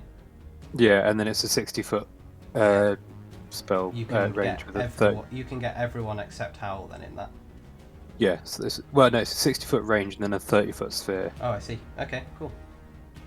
Carry on. So whomever I can fit in that 30-foot sphere, Oh, sorry, just Remember, you can't target Alec because he's undead. Yeah. well, I can target you. You just So- can't benefit from it. You Yeah. fool. So Génie and Oriana will benefit from this. Okay. And it's gonna be. Oh, what level is the spell? I was going down to see like how low I can do it. Okay, it's gonna be at 5th level, and it's 3d8. So that is 18 points of healing. Okay, you both gain 18 hit points. So Oriana, you're back with 18 hit points. You wake up Way. 10 feet above the ground. Excellent. It's I now will- Oriana's turn with the Amethyst Great Worm up next. All There bonus are action to huge amounts drink. of cracks across this Amethyst Great Worm now. Between Oriana and Howl, you've done a lot of damage to it. how much? How much? I still have some. Yeah, Hal's within 5 feet of it. Yeah. Howl, if next turn you want to use your watch to gain some information about the vitality of this creature, Oh my gosh! What if the Watchers gave them like health bars on the watch, please? even if it's not a number, just a Yeah, bar. I'm thinking they can do this, but it's Oriana's turn at the moment. And bonus action, chug a superior healing potion. Cool. And then I'm gonna take my 3 shots at it. That's a 32. That hits. 11 points of damage. Yep. That's a nat 1. That'll miss. Crit on a 19! All right. Let's go. Let's do this boys. damage. So that's count. It's 1d8, 8 plus 9d6 and 5d6, so 14. 6.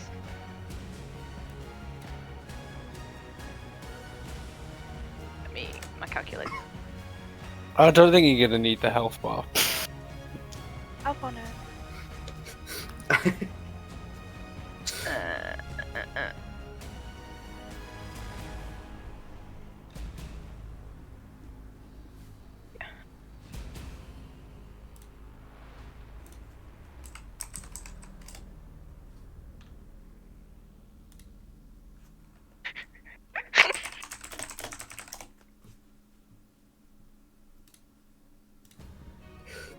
The longer- 156.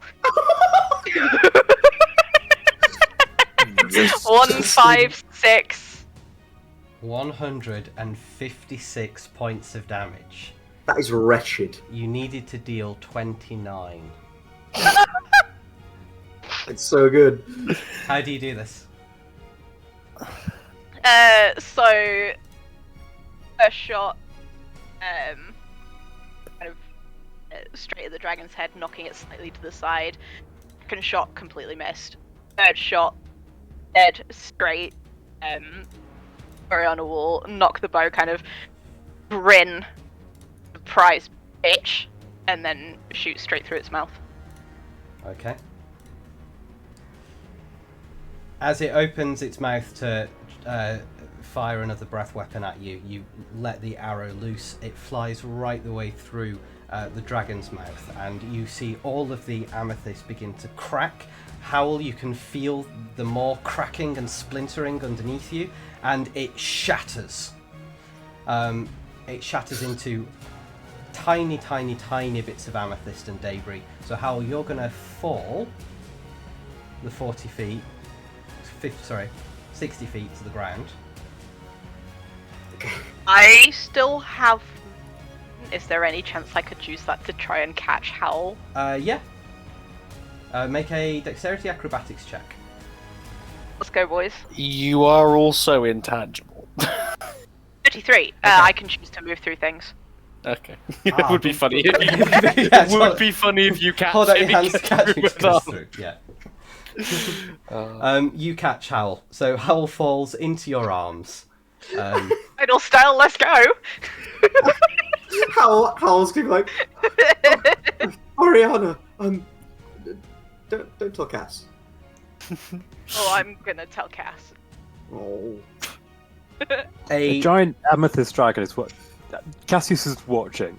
The dragon has now The dragon has now been destroyed, and all of those bits of amethyst that now litter the ground all begin to glow in a purple white that cycles through into gold, and all begin to coalesce.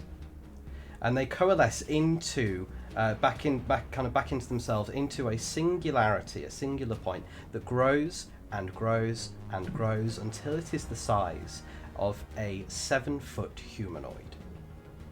At which point the light is dispelled, and standing in front of you is a Laura. person. Laurel. Is it Laurel? Yeah, Laurel Silverhand. It's Jarl Axel. I was Big daddy. disguised as an amethyst Gretler. Standing in front of you is a old man with long white hair and beard that all fall into one. He stands 7 feet tall. He is incredibly buff. He is wearing a chest piece and shoulder pieces. He's wearing a kilt made out of leather. He's carrying a hammer and a greatsword.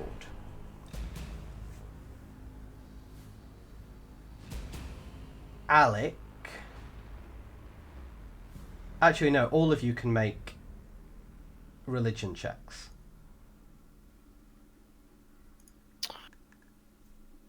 Unnatural 20? Yeah. 11. You see that he is 26. he is holding a sword in one hand, and his other hand is a stump. He's kind of like holding the sword across the stump. So, Oriana, that was 11. Howl, Unnatural 20. Alec, 26. Génie. Religion. Yeah. 18. Everyone except Oriana recognises this as Tyr. That's what? Tyr. Tyr. Tyr. Like- Tyr. Yeah, Tyr. Tyr is the lawful good greater god of law and justice. He is the leader of a coalition of deities known as the Triad.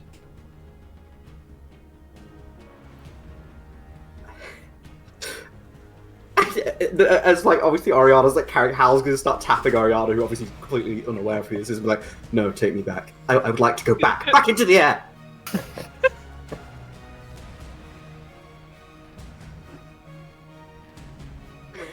Just tears. Tyr stands there and says to and kind of sets his sword down in the ground. So it's almost as tall as Tim, kind of when it's when it's kind of stamped into the ground, and he says, "Well done, heroes."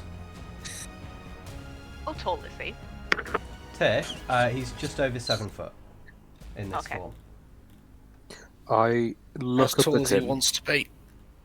I look up at him at quite the angle and say, I assume you were trapped in that beast? I was not trapped, no. I took on the form of the dragon in order to test you. No offense, mate, Or but we've had enough tests in our life. I say as I relocate 6 different bones. Ow. It was the necessity of my allies that you first demonstrate your power in might, as well as you have already in your ability to cast spells and to survive. But now you have demonstrated to us that you are indeed truly great, if not the greatest heroes that walk across Toril today. Who is us? I'm gonna take a swig from my chalice. He says, I represent my companions in the Triad, myself, Ilmata, the god of suffering and compassion, and Torm, the god of truth and duty.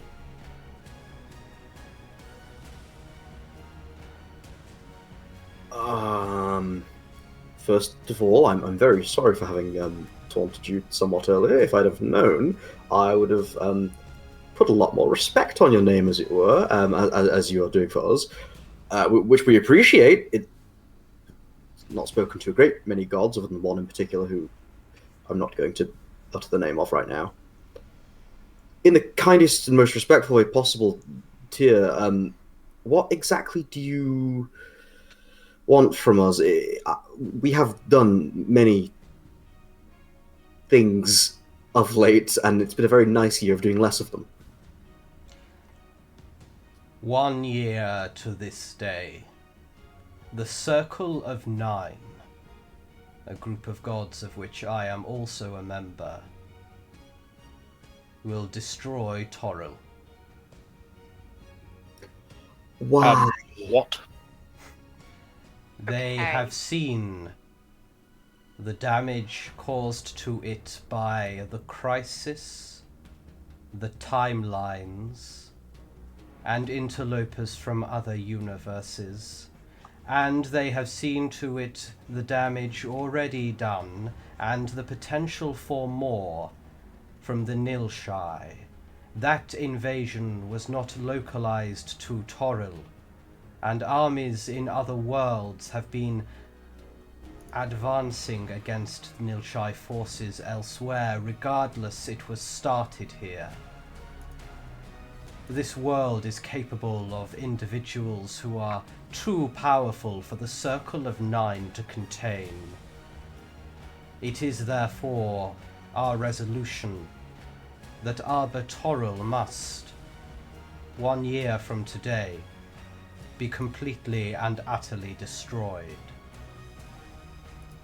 I come to you not as a member of the Circle of Nine, but as a member of the Triad, with Ilmata and Torm, who wish to recruit you to become the new Triadic Knights, to prevent the destruction of this world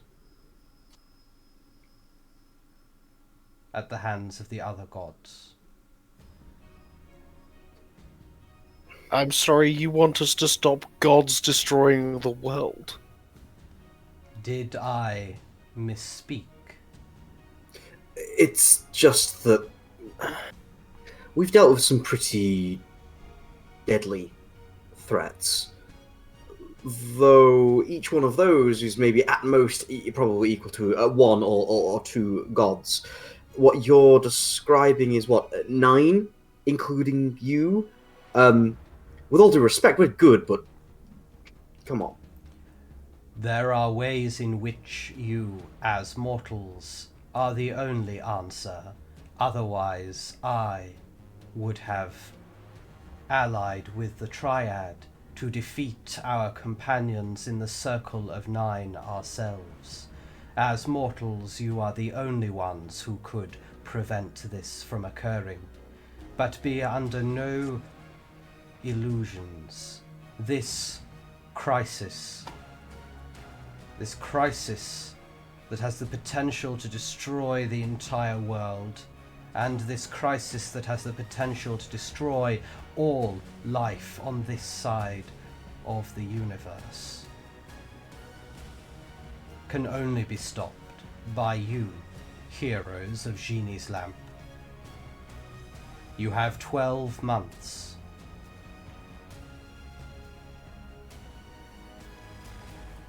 Your time has started. And that is where we're going to end the episode. Just for reference, the other members of the Circle of Nine are... Make a religion check. Okay. Remember earlier when Dan said 28. that I retire at the year and a day from now? We're all going to retire at this point. Forcibly retired from Yeah. life. Retire to the afterlife.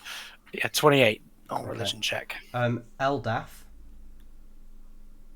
who is the god of shining waters. I'm going to let you write this down and then you can share this picture of this. Lyra, L-L-I-I-R-A. We know her. L-L-I-I-R-A. Correct. Who is Working in the lamp. Yeah, one of our employees. Lyra is the Joybringer and Mistress of Revels. Is her Yeah, name. she is. I'm more of a minstrel's man myself. Malar. Yep. Malar is a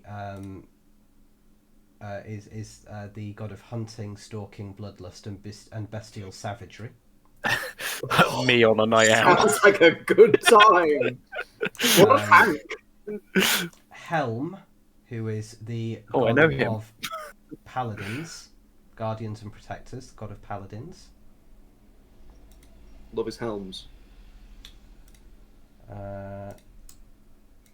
Nabanion, N-O-B-A-N-I-O-N, is So the N-O-B-A-N-I-N. A-N-I-O-N. I-O-N. Yeah, Nabanion, who is the deity of royalty and lions and other felines. I love those lions and other felines. Patient deity of anime cat girls. Sylvanus, who is the god of Isn't that a World wild of nature. Warcraft character? Yep, Sylvanus, the god It of is also a wild character, the yeah. god of wild nature. I'm more of an Obed High man myself. Talos, Hey, yo. I hear his worship's banned I by was gonna say, I thought Talos was- corner. Is that what, that guy keeps yelling about him? Talos is the Storm Lord, who is very much depicted like Odin in this particular image. Yeah, the Wait, god is of, that who I... Talos is There's the a god reference. of, yeah, Talos is the god of storms and destruction. There's a Yeah. reference to the cult of Talos in Dungeons and Dragons: Honor Among Thieves. And it may also be who Génie is a follower of. It's not my description, but I think that's That is because who, yeah.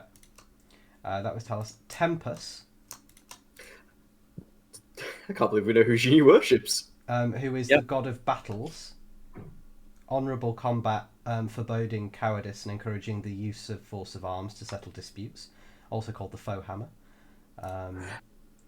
And finally, Tyr. Oh god, this does not seem like a good list of people to have to be against. Well, they seem mostly pretty, pretty chill, I guess. It's a shame that they've gone, you know what? It's fucked. Just bin it. Just get rid of the whole thing. Yeah, they really are. I've put too many eggs in this cake. Chuck it and start again. Yeah, literally, like. It's cool. This gives us opportunity to absolutely prove we are the hardest people around and just slap around 9 Do you remember- gods. Do you remember when our adventure started and it was like, "Hey, my daughter has been beaten by vampire. Please come and help." And now it's yeah, just kill 9 gods. 8, because like Tyr doesn't want this to happen. Yeah. Well, Tyr got outvoted pretty hard, I think. yeah, 8 to be honest, I'm surprised that Helm is down with this. He seems so chill normally. Well, we don't necessarily know what they all are, but obviously this is Tyr who's been like, okay, I'm gonna jimmy some mortals, kind of, and Alec. I mean, is the Triad not against the others? Because Tyr said that he would have allied with them if it were a matter that gods could handle. Yeah. But we've only got to kill 6 gods. Well, no. So Tyr, Ilmata, and the other one, Torm. Torm. The other one. Yeah. Are the Triad. Only one of those is a crossover. Wait, Tyr's breaking honestly, some divine bylaws, sitting on multiple councils. I genuinely think this could be a situation where we go, you know what, Kazir would have some actually really useful input into this. Do we have to bring Kazir into the session Well, again? you know what? If there's one thing that's going to be really helpful killing up to 8 gods, it's another god. This is where this campaign ends, with us killing all the gods of Arbatoral, and Dan goes, yeah, you hear like a menacing laugh from the darkness, and Kazir appears and becomes the one true god of Arbatoral. It's not above him. It's not below him, rather. It's not beyond him. The way this is going to work, to give you a teaser, is that you have 12 months of in-game time, 1 year to the day. So we will start tracking with a calendar to stop the world from being destroyed. Along the way, there will be several tasks for you to perform, for you to either convince, defeat, or prevent the other gods from, convince them not to, defeat them to stop them, or just, be able to foil their plans and prevent them from enacting their portion in the destruction of Toril. You will not be able to, there are 4 of you, you have 12 months, you will not be able to go up against 8 gods and live. You will have to send some of your allies to do the work for you.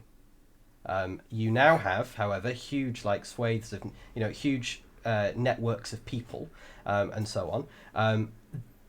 But there, How's Legion of Divorcees are going to stop gods? but there are also lots of other things that are going to come up as part of this. So other, so Torm, Tyr, and Ilmata will have, kind of like, we know of this great weapon that you should use. Go on this adventure to try and get it. There are other things that you'll have to do. Not least, in part, Génie has outstanding heraldry and genealogy stuff to complete. You've all got kind of. We're going to take my whole family tree against an army of gods. But you have, Alec has 2 other projects to do. Like you do still have other things. You do still have other things for your characters to do and resolve. I've got to prep for retirement. Exactly, which have to go hand in hand with this all going on. I'm sorry, but when it comes to the world, the battle that ends the world, Génie will literally be 1 day from retirement. Yeah. Alistair, if in that final session you don't say, "Damn, I was 1 day from retirement," I'll personally come and find you. I swear. So Agent Génie of the Harper's last recorded words, memorialized for all time. I was 1 day from retirement. You have the potential to do the funniest thing. The long and short of it is that there will be different things you have to do in order to be a year from now able to stop the gods from destroying Toril. There are other things that you will have to do in that time. Remember as well, you're now the world's premier heroes. Like, people are going to be asking you for help, and sometimes those offers are going to be pretty, time restricted and time compressed. You may want to mobilize the world to help you, and followers of other gods to help you, in which case you'll need to achieve things and convince others. So you will have to buy an army. Well, yeah, potentially. You may indeed have enough money to. So you've kind of got to do all of that. So there will be things that you can do, things that you things that you can do but choose to delay, therefore changing the challenge rating of them, and then also things that just aren't going to get done, and you're going to have to make those calls. This will bring us roughly to the conclusion of this. Well, this will bring us to the conclusion of the Génie's Lamp campaign in its current form. Around April of next year, because when we conclude what we do here, it will coincide with that. This particular crisis will resolve for you, but you will have discovered something else potentially that's going on. What's the underlying thread here that links it to Crisis on Infinite Worlds, which is where the 4 of you and the 8 of our players will get together one final time before there is a universe reset, when I undergo an ontological change, God willing, this time next year. So that there has to be a change then. So we have Alec point. Yeah, so this arc 5, between now and April, will be the culmination of the Génie's Lamp arc, which means that if there are things that you want to resolve for your characters, i.e.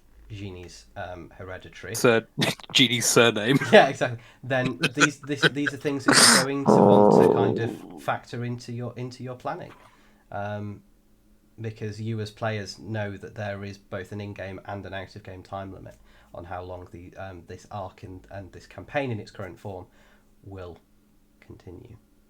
I don't do well with time pressures, Dan. Well, You've given me an entire year and I'm already panicking. I'm thinking we leave it until 364 days from now and then panic save the world. I mean, that's what we normally do. How many times? It's just night before it. How many times can you cast a wish in the space of 365 in-game days? Well, that depends how badly I roll on that 30% chance. We'll just fix it. We'll just throw some shit at the wall and fix it. I can use divine intervention. Plan. I'm gonna Given that one of your gods is in favour of the destruction of the world. Yeah, divine intervention. Fuck off. Stop calling. No. Well, I'm just looking at it like. Okay, so It's supposed to be your god. If we need an extra year head start, I can go back in time to before the time skip and be like, "Hey guys, just so you know." So Because that won't have any ramifications. you can begin to think about how you might want to try and tackle something like this. In 2 weeks' time, which is the 17th, Monday the 17th, we will be playing again. Just to give you and anyone who is watching a heads up that for the remainder of our streams up until late September, it won't be me streaming it. It will have to be one of my colleagues here, which means that I'm not going to be at my computer, which means that I will be irritatingly DMing from one screen. So I will be frustrated and slightly ill-equipped to do that. Just so you know, when you said one of your colleagues, I did not think of the four of us. I thought you meant you were at Westcott already, No. and somebody else was there was going to stream. No, after the 15th, I won't have my computer again until October. So, well, mid-September, because I'm elsewhere. Right, there we are. Well, you've got 2 weeks to begin to think about it. We'll play again on the 17th, Monday the 17th, and then we'll begin the countdown timer for you to save the world. Literally, this time. I hate you, but thanks, Dan. God. This is a good one. Thanks, Dan. You're very welcome. All right, to everyone watching, thank you very much for watching. We'll be back in 2 weeks' time, 7:30 p.m. twitch.tv/The Aglarian, and keep an eye on social media for more of that. I didn't know that they were going to turn up in matching Hawaiian shirts. By the way, they all kept their cameras off until the last moment, and then they were just all dressed the same, which I thought was coincidence at first because I knew that two of them owned the same shirt. But there we are. Yeah. No. Thank you very much for that. Lovely. I enjoy. I love the fact that you collaborate and plan without me involved. Alistair went out and bought the shirt. Yeah, no, it's great. We have a whole red string theory chat. Oh, I'm sure you will need to This use was it. bought specially for this campaign. And if anyone from Primark is watching and wants to sponsor us, we will wear a different shirt, one of your shirts, We in don't every want- episode. We I don't own want like all of Primark them, so let's sponsorship. do it. I Alright. want any money that we can take. Well, Blood Not money and child- all. Not child labour money. before we Michael. start selling out, let's instead go to bed. So good night, everyone. We'll see you all in 2 weeks' time. Bye. Bye. Bye.